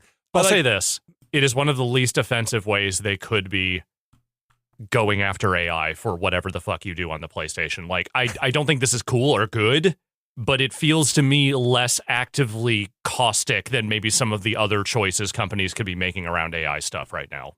Definitely. And that is going to segue us into our next news story here. Brad Shoemaker, there's GDC news about the state of the games industry and its employment, and it ain't great. It's maybe worse than I had thought it would be. It's a survey that GDC has run on layoffs. I guess they do this annually, but perhaps it does not make as much news when the numbers are less dire. Mm-hmm. This is their GDC's State of the Game Industry survey run annually. Mm-hmm. The layoff figures in this are kind of insane. They're eye-popping. 17% of respondents were laid off in the last 12 months, another 11% in the 12 months before that. This is worldwide, I believe. Yeah. So that's 28% of the developers that responded to this survey globally have been laid off in the last 2 years. Within just the United States, it's up to a full third, 33%. That's a third of the game industry laid off in the United States in the last 2 years. Yep. Almost half of those people still have not found new jobs. There's further data on, what reasons were given at the time of the layoff for why company restructuring, budget cuts. I'm just looking at a bar graph here. Mm-hmm. And this is again that bar graph is what reason were you given? Yes. Right. This is right. Yes, company restructuring, budget cuts, market conditions, project canceled, or strategic direction change are the biggest ones by far. And then there are a number of others in single digits, but there's this. I'm looking at Video Games Chronicle has a good summary of the survey results that they posted. There are some quotes, anonymous quotes from people who had been laid off, and it's kind of the litany of stuff we've been hearing for the last several years. The post-COVID boom, the zero interest rate period went to executives' heads around that. Like they couldn't understand that was not going to last forever. Executives who have never worked as developers, fucking everything up, which you hear all the time, on and on and on. Like I think it's not necessarily a lot of like new information or perspective that you haven't heard before. I think it's just the scale of the numbers is really eye-opening. Yes. The amount of people who are because you take a percentage and then you have to map it onto, that's a percentage. That means there's a number of people on there that are still looking for jobs that have been laid off, right? Yeah. That is staggering.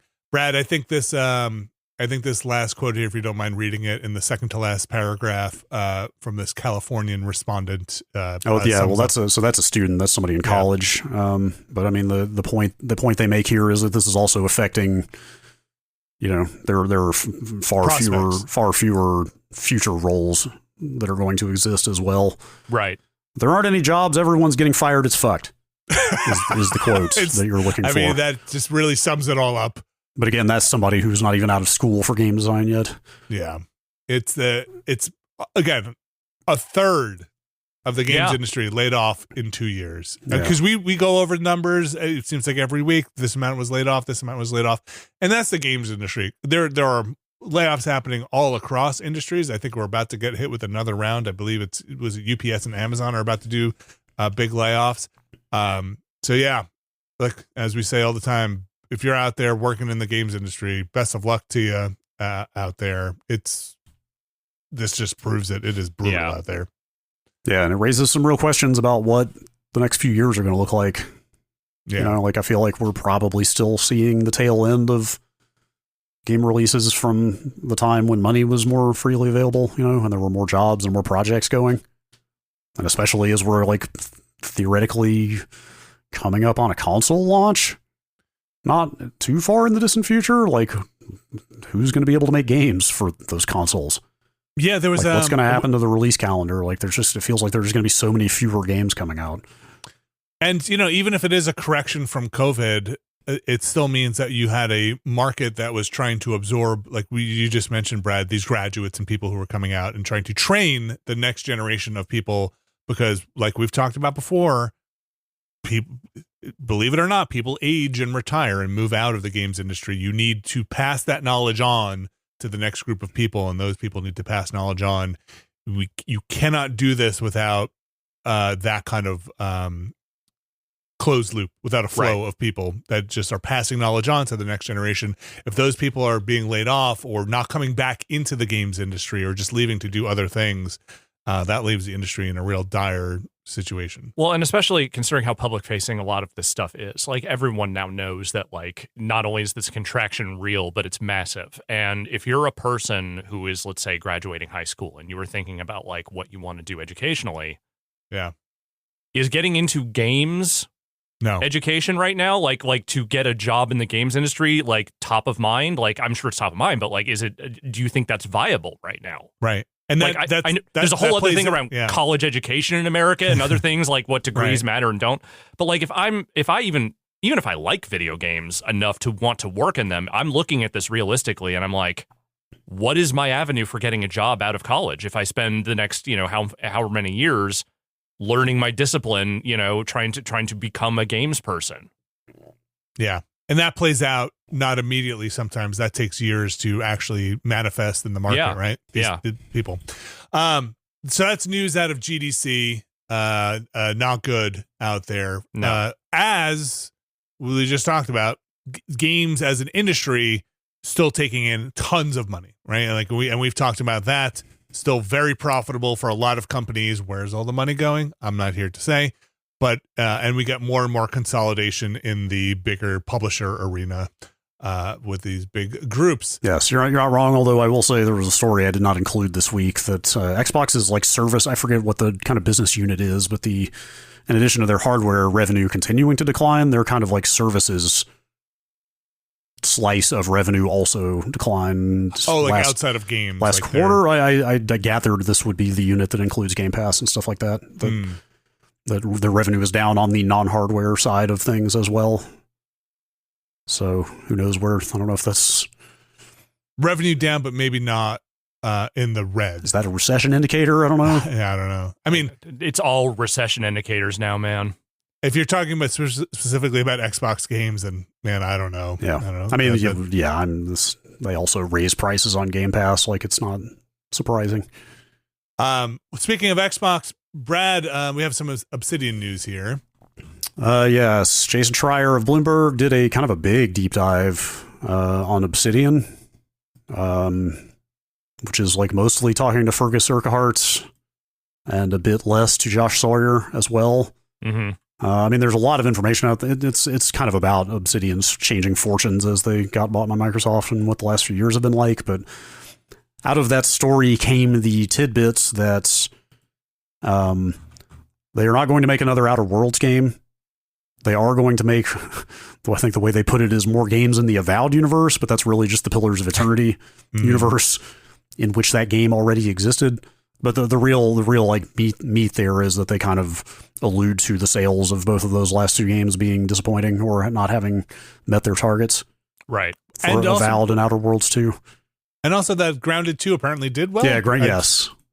Which I was kind of. They also in that story, in that reporting, I guess, talk about how maybe it wasn't the greatest thing to put out like 4 releases. That's like Josh Sawyer is like pretty blunt in there about the fact that because they put out Grounded 2. I mean, that's early access, but still a game release. Yeah. And Avowed and Outer Worlds 2 all in 1 year. And that it really stretched parts of Obsidian very thin to ship 3 games in 1 year. Yeah. Spacing those releases helps the company manage its resources and not burn everybody out. It's not good to release 3 games in the same year. It's the result of things going wrong. Which like Schreier, like a weird one, right? Like Schreier in this piece contrasts that in the same paragraph with Xbox itself proclaiming last year the year of Obsidian. Right. Yes. these are controllable things. Like it just, right? I mean, it reminds me of being in situations where of like editorial versus marketing at past companies, of like marketing can go out there and say one thing. It's a very different thing for the people on the ground actually implementing the things that are being promised. Like Outer Worlds, again, I would not claim to know the financials of all these things, but Outer Worlds was what, December? No, like October, I think. Was it that? It was October. Was it that earlier? That much earlier? I believe so. Avowed was earlier in the year. That was February. Like March. Okay, February, March. And then somewhere in the middle there, I think Grounded 2 had dropped. That's a lot for a team to have to support throughout a year. Could one of those things have shifted over? We are getting Avowed on PS5 next year. And just to be clear, they said they're not currently working on Outer Worlds, right? They're not. Yes, they might go back to it later. I would say no. There's no. I guess they explicitly said we are not doing another Outer Worlds game. Yeah. Seems like 2 seem to have been received pretty well from what I saw. It seems like it got a stronger reception than 1 did. Yes, that's what it seemed like to me, but I guess maybe financially it didn't do what they expected. No. If they're not hitting their targets. So that's Obsidian. No plans on for more Outer Worlds in the near future, but look for more stuff in the Pillars universe and support for Avowed. And I guess Grounded 2. Maybe they'll put some other team members on that. At this point, I just assume that Grounded is why Obsidian gets to do other stuff. I mean, maybe that's probably a bit of a generalization. But did they say anything about how Pentiment did in the grand scheme of things, or at least like what their projections comparatively? No, the only mention of Pentiment in this story is that he mentions it in passing as being like a kind of a small sort of internal indie project that was cheap to make. Yeah, no, I wasn't expecting like tons of detail. I was just wondering if that game at least met expectations. Sorry, I forgot. Schreier does actually say Pentiment was profitable. Okay, good. That makes me happy because that game is probably the best thing in my mind that Obsidian has put out since they've been under Microsoft. All right. Moving on, we have some Switch news here, some Nintendo news, and some real quick hits to get to. We'll start with congratulations, Nintendo. You have topped yourself. You beat yourself. You beat yourself. The Switch has taken the #1 fastest or best-selling Nintendo console, beating out the DS. Apparently, the DS was the previous company's highest-selling console at 154 million. As of December 31st, 2025, the Switch hit 155. I guess I shouldn't leave off the decimal. It's still a lot of 155.37 million units sold. Yeah, that's kind of always, I feel like, among people who like to argue about best-selling consoles of all time, it's always been the thing of like, well, like the Switch is the best-selling Nintendo console that hooks up to a TV. Sure, right. But is it ever going to catch the DS? No, but sure enough. The DS was big. Powerful system. Well, the DS was big, but also how many DSs did they put out? Sure. Fair. The DS had quite a few iterations with which to build up an install base, but anyway. Look, I bet if you included the Switch 2 as a Switch, then maybe this would be a different story. The Switch also selling very well. It really just further typifies the Nintendo yo-yo, though, of one on, one off of console successes. You know? I mean, the Switch 2 is a fast-selling console. Well, I guess I'm excluding Switch 2 here because it's doing extremely well. Maybe they've broken the pattern, but what I mean is like GameCube down, Wii up, Wii U very down, Switch up. Mm-hmm. Like to go from Wii U, which was a dismal failure, to their highest-selling console of all time is a pretty insane turnaround. Yeah. And look, the story still has to be written for the Switch 2. We're too early in the in the console. But it's selling this fast. It's doing very well. Yeah. Okay. Do I think this system could eventually overtake the PS2? I mean, that's some wild stuff, but it could happen. But I think the fact that this is happening, despite the fact that the Switch 2 does not have much of an exclusive library, and most of it is bolstered by what was already on the Switch 1, says to me that, one, there's just a lot more people buying video game consoles now. And two, I wonder how much of this is literally just people remembering the Switch launch and just being like, well, I got to get mine now Because clearly I'm going to be playing this for the next 10 years, so I got to get it now just in case they sell out. And then they didn't really sell out for that long. I mean, this is why I always felt that the people who seemed disappointed that the Switch 2 was just an improved Switch were, I don't know, smoking dust. Yeah. Or something. Because, like, the Switch was so clearly, like, the gimmick, you know? And has such a library at this point. Well, no, but I mean the core functionality of the console. When people were just like, "Oh, it's just a better Switch," I'm like, "Yeah," because the Switch is one of the best ideas for a video game console ever conceived. Yeah. Why would they mess with that? Yeah, yeah, I'm with you. So we'll see what happens with the Switch 2, but you can't take that away from the Switch, I guess. I would you say that Switch sales cannibalize Switch 2 sales as they nope. Two different things? Well, I don't think so. Yeah. Like if they're still selling into December Switch 1s, is that taking away from Switch 2 sales? Switch 2 again doing very well. Just make some more games for it. Mm-hmm. Also Nintendo. Okay, this is the thing I look, I don't care that much about this, but like somebody will. First of all, did you guys see that video that was getting spread around about the virtual deep dive on the Virtual Boy and how the mirrors vibrate back and forth and how that thing works? It was kind of amazing. And like the refresh rate on it and like the mirrors just basically flip back and forth. Who was this? I can't remember exactly where I saw it. It was getting passed around. It was on our Discord. It was kind of a big hardware deep dive into the Virtual Boy. It was fascinating, kind of going into the tech they used at the time to do this. Mm-hmm. So that was super cool. I don't have a lot of love for the Virtual Boy. No one does. No one does. As a hardware oddity, I think it's an interesting thing. That's reasonable. Yeah. So the Virtual Boy games that are set to come out on this was it next week, February 17th. Yep. For the Switch, I guess it's Switch Online Plus expansion pack subscribers. Mm-hmm. Doesn't really interest me that much.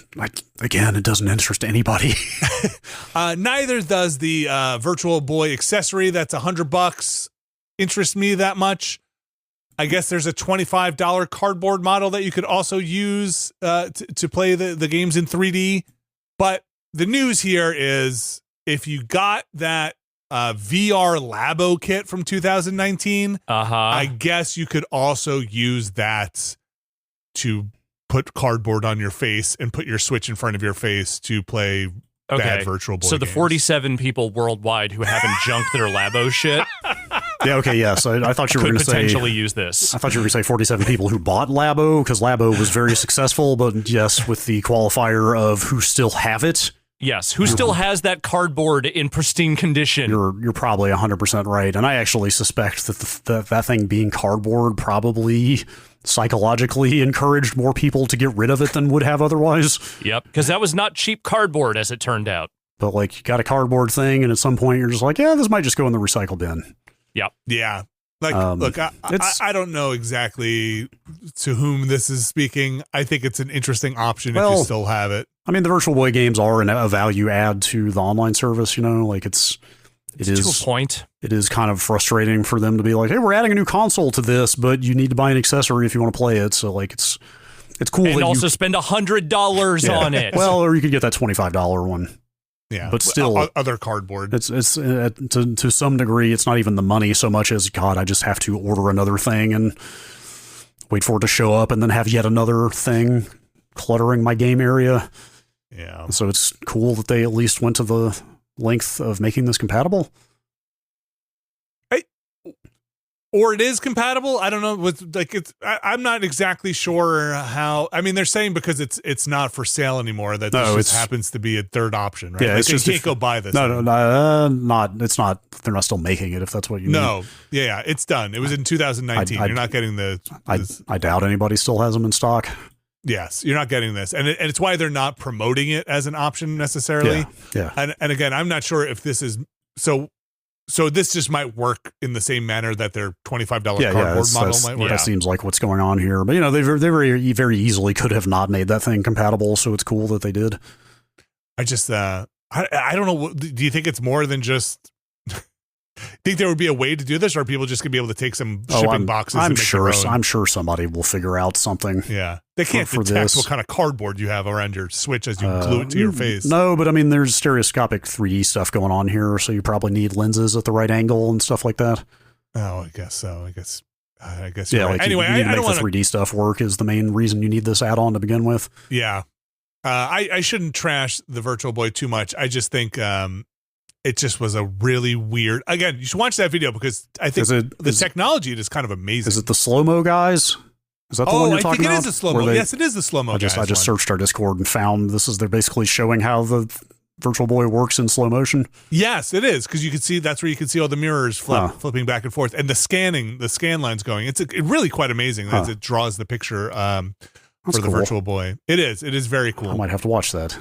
And I think the ingenuity and the technology and all of that, it is pure Nintendo, baby. It is pure Nintendo snorted right up the nose of this fucking thing. I mean, it's a piece of Nintendo history, good or bad. Yeah. So some people are going to want access to it just for that reason, but even the most diehard Nintendo fans and even collectors I know don't really have a lot of good things to say about that platform. Yeah, but they need it. You got to have it in your collection. Not me. All right. Speaking of the Switch here, I've got a quick hit I want to mention to you guys. Hold on, let me just update my notes here. Apex Legends on the Switch 1 is shutting down as of August 4th. So this is just a little PSA. If you are still on the Switch 1, which apparently millions of you might have and be, and you're playing Apex Legends on the Switch 1 this summer, August 4th, Season 30, Apex Legends will no longer be playable. What does that mean for you? Well, if you go over to the Switch 2, you can take your currency and your coins to the Switch 2. If you are thinking about getting onto a different platform, you cannot do that. There is no cross progression apparently for the wallet, so you'd have to spend that money on items, which you can then take over to a different platform. That progress will come with you, but not your wallet, as far as I can tell from the reporting on this. So if you've got a ton of money, you still have some time here. Yeah, I've been using my Apex Legends on Switch account as a bank. Yes. What am I going to do? Don't do that. You're gonna have to cash out, baby. So yeah, your Apex coins, you have to spend them before August 4th, or move them to the Switch 2 version, or buy items you can move. All right. Other quick hit here. We talked about Grand Theft Auto 6 and whether or not it'll have the rumor of whether or not it'll have a physical release at launch. Apparently some news out of here from Mr. Zelnick Strauss, if you nasty. He says, fuck that shit. Yeah, no, we're planning on having a disc. I don't know what you're talking about. It's interesting that they felt the need to come out and talk about this. I guess. It's probably, I assume it's maybe one of those things that might move share price. I don't know. I mean, they were going out about how we're ready to market. This game is not getting delayed again. All this stuff. And I think it's a confidence thing, right? Like, hey, we are very confident in GTA 6. Right. We are putting a disc out. We are marketing. This game is coming. Get out of the way. Right. So yeah, that's from Strauss Zelnick himself. Yeah, I guess he says that's not the plan to put the physical release out later. Finally here in the quick hit section, you remember Highguard's 3v3? Maybe we were talking like, man, I don't know if that's the way. I think yes. I think I explicitly remember saying last week these maps feel like they're sized about for like a 5v5 maybe. Yeah, well, so that's apparently what they're sized for. Guess so. Highguard kind of immediately after we had that podcast and after release introduced a 5v5 mode, which seems to be going over much better with the player base. Yeah, I wonder why they didn't launch with that. I wonder if it was just like a server load thing or something. I really don't, or maybe it just wasn't ready, but they launched it so fast that I would assume it was close to ready. So it was wildly successful. The player base seems to like 5v5 so much that it is moving up their Steam ratings a little bit, and they have decided that this mode will remain a permanent addition to the game. They had been testing it out, and now Wildlight Entertainment, the makers of Highguard, say 5v5 is a permanent addition. So yeah, I see that they I see they have two news posts on the Steam page. There's a, hey, we've added 5v5, and then 3 days later, there's 5v5 is here to stay. It's like, God, please try our game. Please like it. Please clap. Please clap. Right? They are up to mixed reviews now. Yeah. On Steam. From mostly negative, right? Up from mostly it was negative, some right? form of negative, yeah. Yeah. So yeah, I just thought that's kind of funny. This game, again, free to play, but not early access. This was a, release. Do free to play games go early access? Probably, not right? really. No? Okay. I mean, occasionally it'll be like soft launch, beta, open beta into release, continuous kind of thing. Sure. But it's kind of a different thing when you're not charging people money up front. You don't really have to say it's early access, unless that serves a purpose. I guess if you do like server wipes or like you might lose money or something like that, or credits or something like that before you turn the money machine on, if you're testing everything out. Anyway, that's Highguard. Some people saying that 5v5 is awesome. That's some of the chatter out there saying like, hey, this is a way different experience and I'm way into it. So yeah, we'll have to go back. Game was a wasteland with the 3v3 mode. 5v5 is absolutely a better pace and actually brings purpose to the farming and looting side of the game. Is that a Steam review? It's just one of the recent Steam reviews I'm looking at. Yeah, good for them. Good for them. W devs for not blaming the community and actually listening. I mean, again, they were already talking about doing this, but I think it is kind of great that they were able to just like hit on this so quickly. W devs. Mm-hmm. W devs. Dub devs. Well, that's going to do it for the news. Again, just a reminder there, I don't know how many of you are playing Apex on Switch, but if this is the first time you're hearing about it, and you are, you have to play it. Now you have to play it because you bought a Switch. All right, let's move into the emails. Brad Shoemaker, we have an email address, podcast@nextlander.com, podcast@nextlander.com, podcast, in case you misheard me, at nextlander.com. Yeah. Got an email? Yes, Jacob from New Orleans. This kind of flows directly from some of that free-to-play talk. I was listening to the Ramblecast when you started to speculate about Highguard. This was before that game had come out. Vinny said something about it's free-to-play, so we can assume microtransactions, and that comment made me think about what other ways you could monetize a free-to-play game. Okay. Would you ever play a game that was free-to-play with small cosmetic skins that aren't expensive and don't require a grind, but let's say every time a match starts, they show a 30-second ad like YouTube? Or maybe they show an ad before the end of match summary screen? Oh, so like mobile gaming. Yeah, I was going to say like mobile gaming. I mean, that is kind of a thing in mobile. I mean, I think he's thinking more in the big PC sort of AAA competitive space, though. But you can pay X dollars to get the game, get the ads taken away. I'm in no way advocating for this type of free-to-play system. Thank you for clarifying that. I was just Don't curious. You wish this into existence? I was just curious why games haven't moved in the same direction as YouTube and other streaming services. I've also just gotten tired of every live service game having 5 different currencies to track and how to earn them. So again, this is absolutely a thing in mobile gaming, in free-to-play mobile gaming, where you can, between runs or something, you'll watch an ad, maybe you'll get some gems or something like that. Yeah, but crucially, I mean, again, he's talking about match summaries here, so we're definitely talking about competitive. I mean, the difference there is that those mobile games are not, there's no synchronous component where other people are waiting. Because here, the first problem you would have to solve is who has and has not paid to watch ads. Oh, come on, man! You're in the middle of an ad. You basically would have to not mix those people in the same multiplayer hopper, because then the people who have paid are potentially still sitting around waiting for the people who haven't. So, advertising is such an odd thing, right? Like hear this weird thing from me for a second. Like hear this come out of my mouth and just listen to it.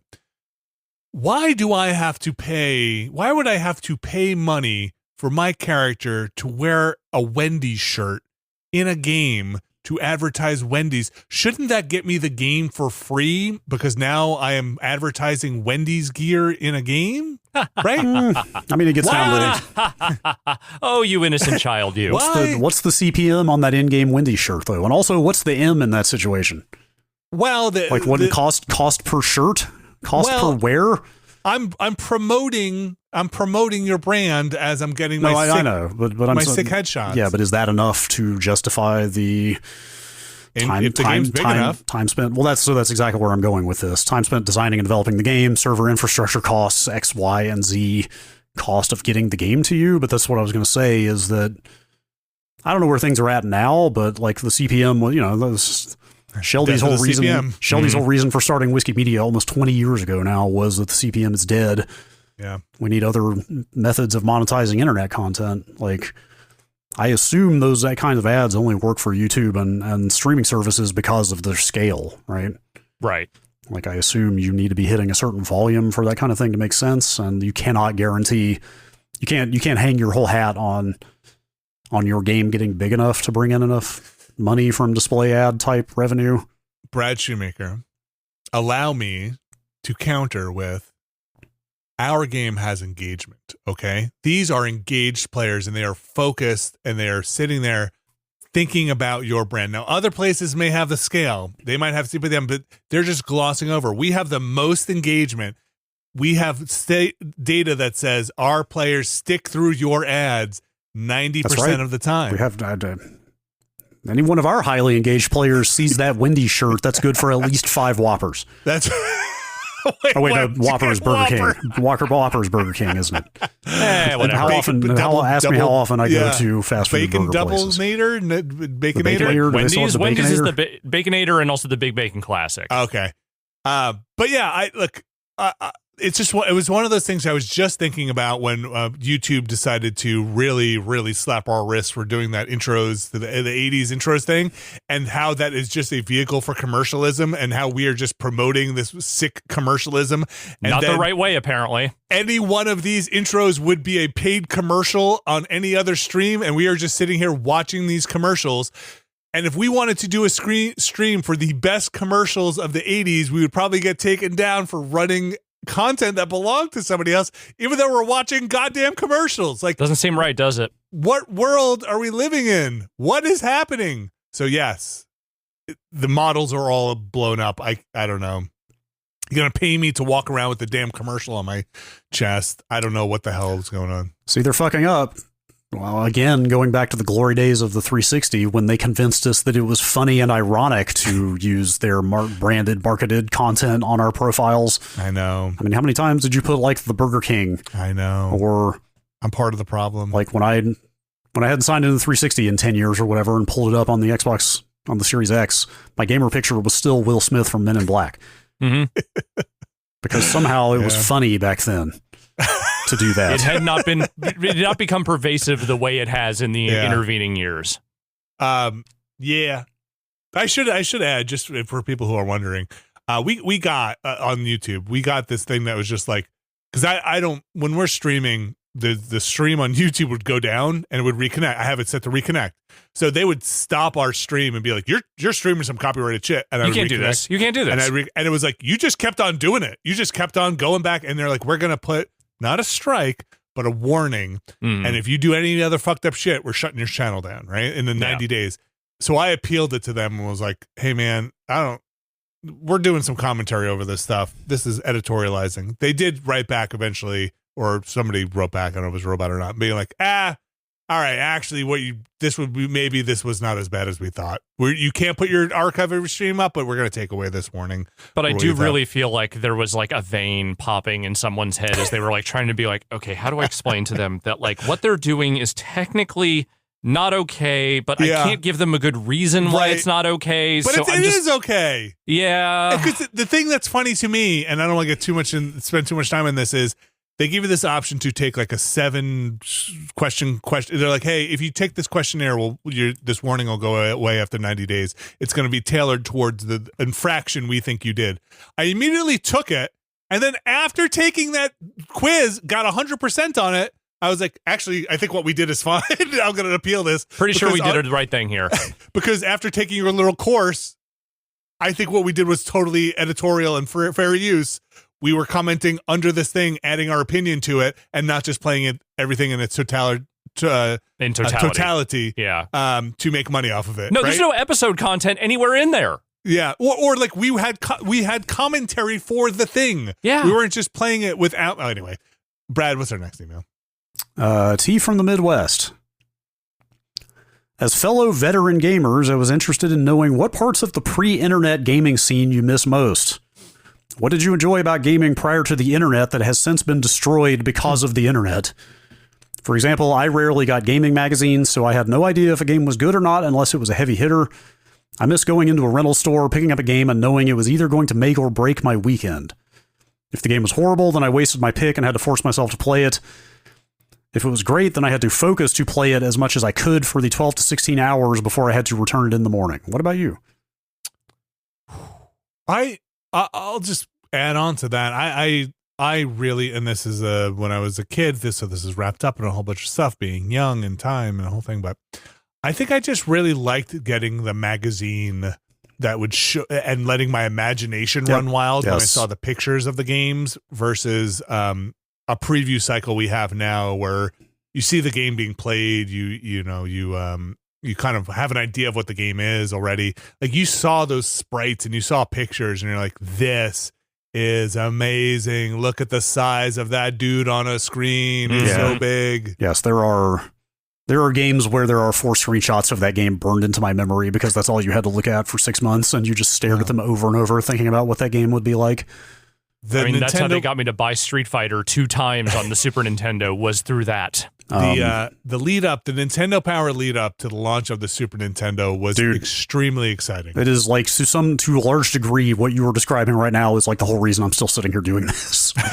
Like the day that I remember going to my neighbor's house when he had gotten the new issue of Nintendo Power and sitting on his back deck and seeing shots of the Super Famicom for the first time in Super Mario World. Like as formative a video game experience as exists for me. For some reason, I don't know what issue it was. I should go look.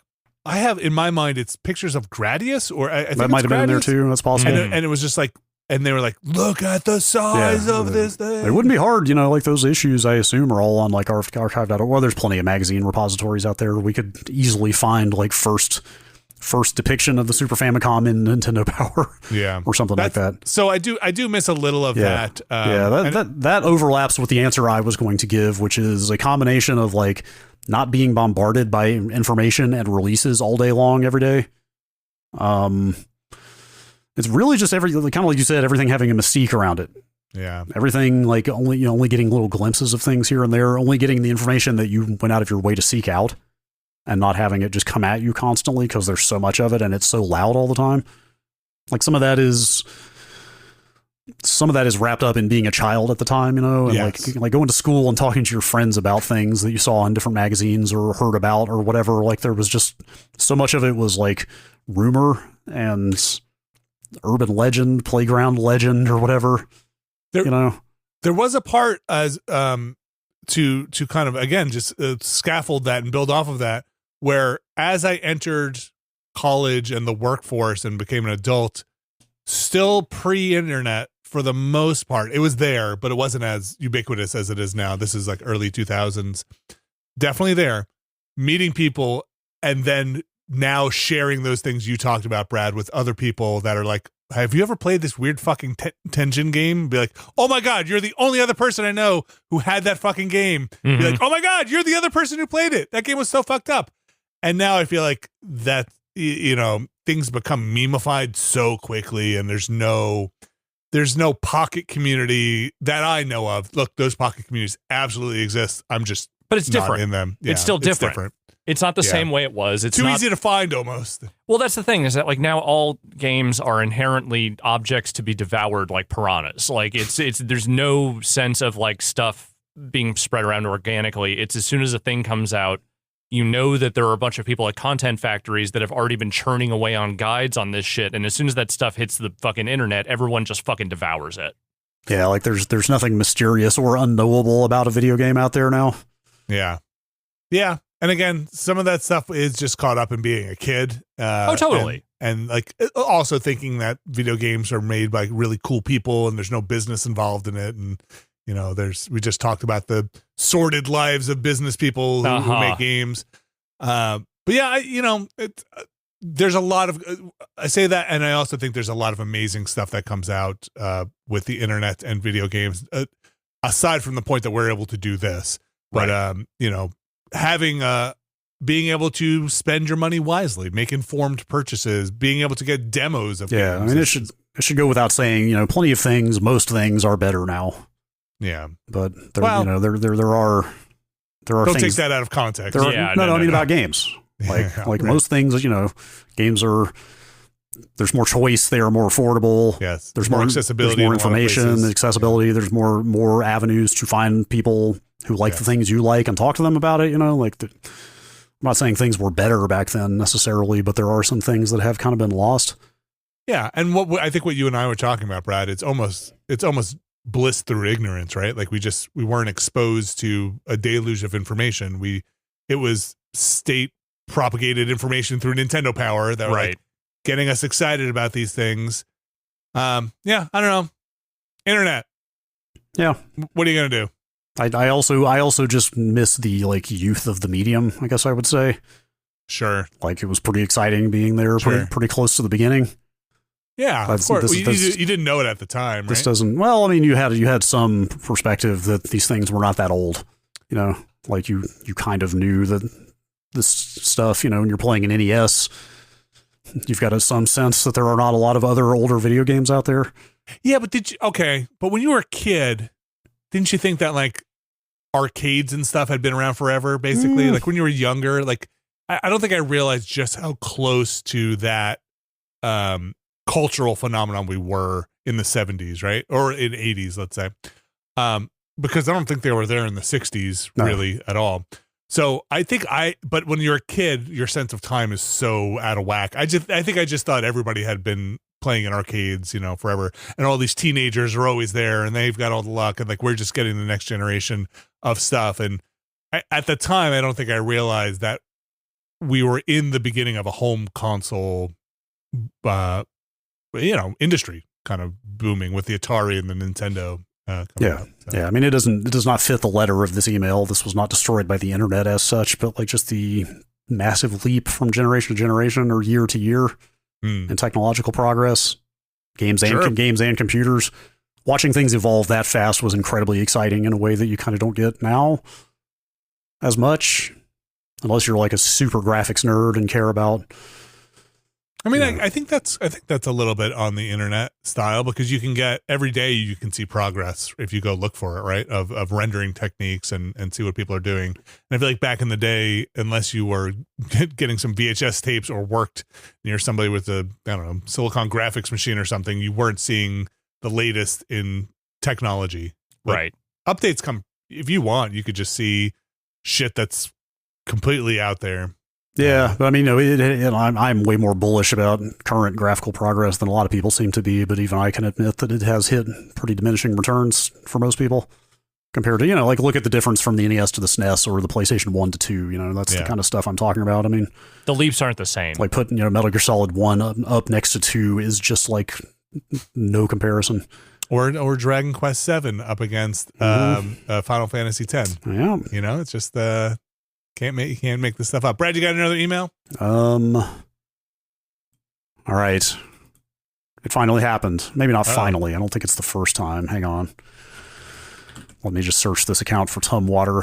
Oh. It's been a while. I know this Tumwater. The master has returned. Okay. Nathan from Tumwater, Washington has graced us with an email. Okay. What's the best movie based on a video game?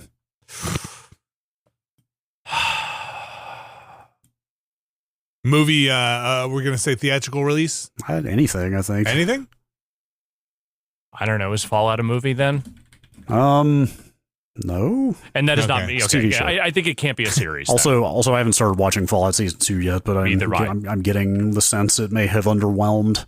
Oh, yeah. I didn't watch it either. From what I'm seeing. I'd say it's more mixed. There are some people who definitely like it, but yeah. All right. Favorite or best video game movie? It's a tough one. There's no go-to for me. I don't think. Did you guys see the Uncharted movie? No.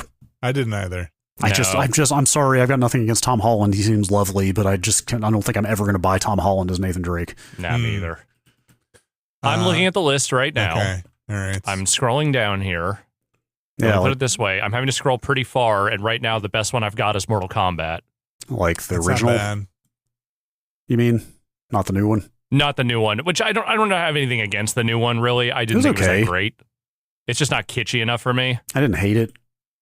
I don't think there's anything. Yeah. It might be that first live action Sonic the Hedgehog, actually, besides Mortal Kombat. That's actually pretty good. That's a good I don't pick. even love that movie, but it did better than it should have with every aspect of what they are doing with that franchise. Yeah. The other movies have been kind of diminishing returns for me, but yeah, I don't have like a ready answer here. there's a lot in the works, so this could change. I mean, that Super Mario animated movie was not great, but it's like I think it's a good adaptation of the game. I wouldn't call it good, is the thing. Like, I don't think it's horrible. I just found it incredibly bland.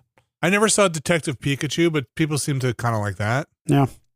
I mean, there are plenty of Pokemon movies if you're talking about the animated movies, right? I'm sure some people would say those are pretty good. I don't know if those got like theatrical releases. I'm hopeful. I'm hopeful for that next Mortal Kombat movie.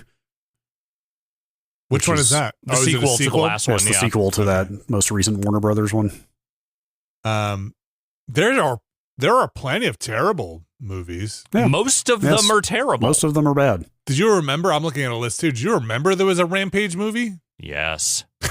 Boy, that was bad. You know, that first Tomb Raider movie was not terrible. I enjoyed it at the time. No, it was. It was terrible. All right. Well, I still enjoyed it. The second one at is the time. worse, but the first one is not good. Hitman was terrible. The Resident Evils, again, the first one's not. I enjoyed it, even if it's terrible. That Prince of Persia movie is hot garbage. I was speaking of. Sorry, go ahead. I'm not going to defend that Prince of Persia movie because it's not really worth defending, but it's not as bad as a lot of these other ones are. Well, some of these are real bad. Yeah, I know. I'm saying it's not rancid. It's just not good. Is that the Jake Gyllenhaal in that? Yeah. Yeah, I don't remember that being awful. It's not an awful movie. I mean, the casting is, for obvious reasons, a little dicey. But other than that, the actual movie is pretty functional. Oh, man, that Zach Kreger Resident Evil is coming out this year. That I am very interested in because he clearly loves those games and clearly knows how to make a horror movie. What about that animated Street Fighter movie? The anime? Yeah. The full-on anime? It's okay. Yeah. It's okay? All right. Yeah, it was novel for the time is how I would put it. I'm just skipping over all of the Uwe Boll stuff. Yeah, no, you should. Max Payne was not good. No. Assassin's Creed was not good. I don't think I saw. What about that Warcraft movie? Was that bad? That was pretty bad. I didn't see it. People did It not. was pretty bad. Okay. Final Fantasy: The Spirits Within. That's my answer. Is that even a video game movie, actually, technically? Yes, no, I don't think it actually qualifies, quite frankly. It's just a thing they put the words Final Fantasy on. Yep. That Assassin's Creed movie. Yeah. Oh my gosh. Yeah, that thing's trash. Yeah, I think the Sonic the Hedgehog movie is probably, I would say, the most successful video game movie on this list for me so far. Hitting a lot of different metrics, on a spreadsheet would probably be the one that had the highest score. Sure. Like, do you represent the character in a way that's recognizable? Like, is it doing some stuff the video game did? I even saw that Five Nights at Freddy movie. And oh, boy. Yeah. That wasn't good. I saw the Minecraft movie. I have only seen 2, I think, of the Sonic movies. I don't think I ever saw the third one. You don't need to see the third one. People said that Exit 8 movie was not bad. Okay, that could be fun. Actually, maybe I should check that out sometime. Did you see the Until Dawn movie? No. I didn't see it either. I haven't seen it yet either. That kind of came and went. How can we even have this conversation without having seen the live-action Tokimeki Memorial movie? You're right. What are we even doing here? How can, we literally can't even talk about this? Then we must move on. Okay. We must. It's just go watch, don't watch these movies. Just go back and watch some old Tang videos. There you go. Have Ryan. Let Ryan do that work for you. Okay, now I wish he had watched the Tokimeki Memorial movie and done an episode about it. All right. Is that going to do it for the emails? Yes. And then that is going to do it for the show. We're going to wrap this one up. I want to thank everybody for listening. We have a bunch of stuff going on over on the Patreon and beyond. Alex Navarro, we continue with the Watchcast. Your picks for the Watchcast, movies that mean something to you. What do we have coming up here? Well, let's see. We are doing, like you said, movies that I like. The Conversation is now up for those on the Patreon.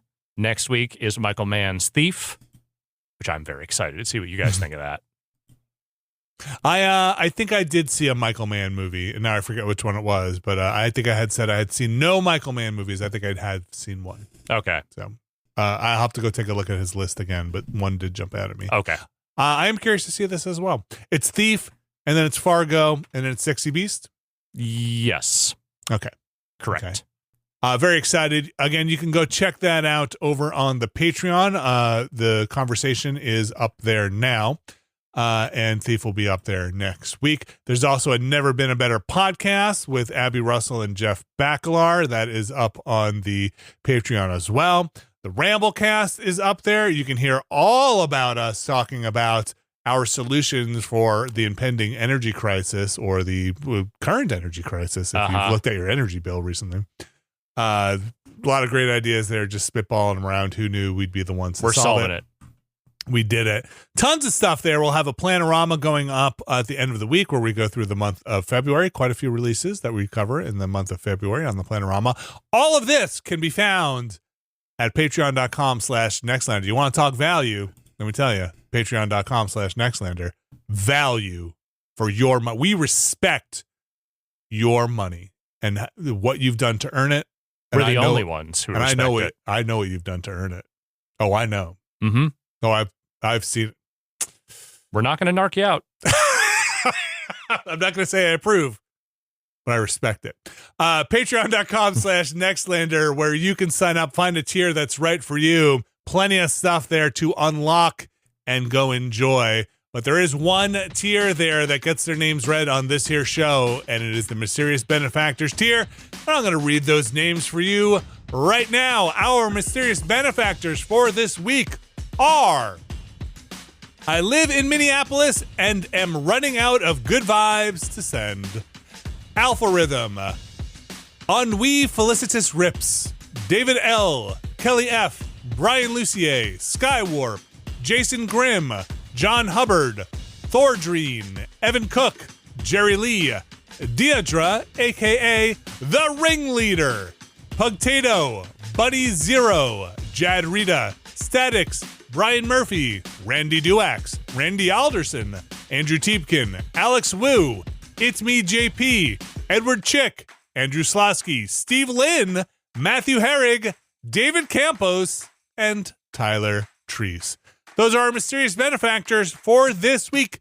Our Mysterious Benefactors, along with a group of fine patrons, did vote for our 80s cartoon intros, a fun stream that we did last week, and we are going to be doing part 2 of this week. So you should come catch that. That was a patron's choice, again, for our voting tiers over on the Patreon. Thanks to everyone who voted. That was a very fun stream to do on Friday, and we're going to have another shot at it with some not more on YouTube 80s cartoon intros, just maybe not streaming on YouTube. Hopefully we can get the archive up there. It was just Voltron that in the end for the archive that Voltron didn't want to play ball. I bet the rights on that are a fucking mess. I bet so. They blocked it worldwide for just doing the intro on it. So you can check out the Patreon for more information about what was left out of the YouTube archive. But that'll be happening on Friday. On Monday was our absolutely bananas Absolum run. You can check that out. On Tuesday, Abby, Alex, and I played some Earth Must Die. That's the point-and-click adventure game. And you're listening to the podcast. We'll have the Planorama up hopefully Thursday. That's what's on the calendar. I got to edit it Thursday morning, but I think we should be able to get that turned around. So plenty of stuff for you to enjoy there, folks. That's going to do it for the podcast. I've talked a lot. You've heard me say a lot of things. I have one more thing to say. Okay. Couldn't do it without these fine patrons. Agreed. I have one more thing to say. You're right. Yeah, I'm right. Look, when we get blocked on YouTube, what I think is, thank goodness we have these patrons. Yes. Thank goodness. Because, man, I don't want to play this freaking YouTube game. And if you're listening to this and you've been thinking about supporting us, you can go over there at patreon.com. Help us not have to bow down, humiliate ourselves to YouTube, to try and keep this going. You really do help us out, and you allow us to do the fun content that we think you'll enjoy. So thanks again to everybody for supporting us. Thank you, Alex Navarro. Thank you. Thank you, Brad Shoemaker. Thank you. And we'll be back next week. See ya. Bow down to this tube that you serve. We have no control over the ads that they serve.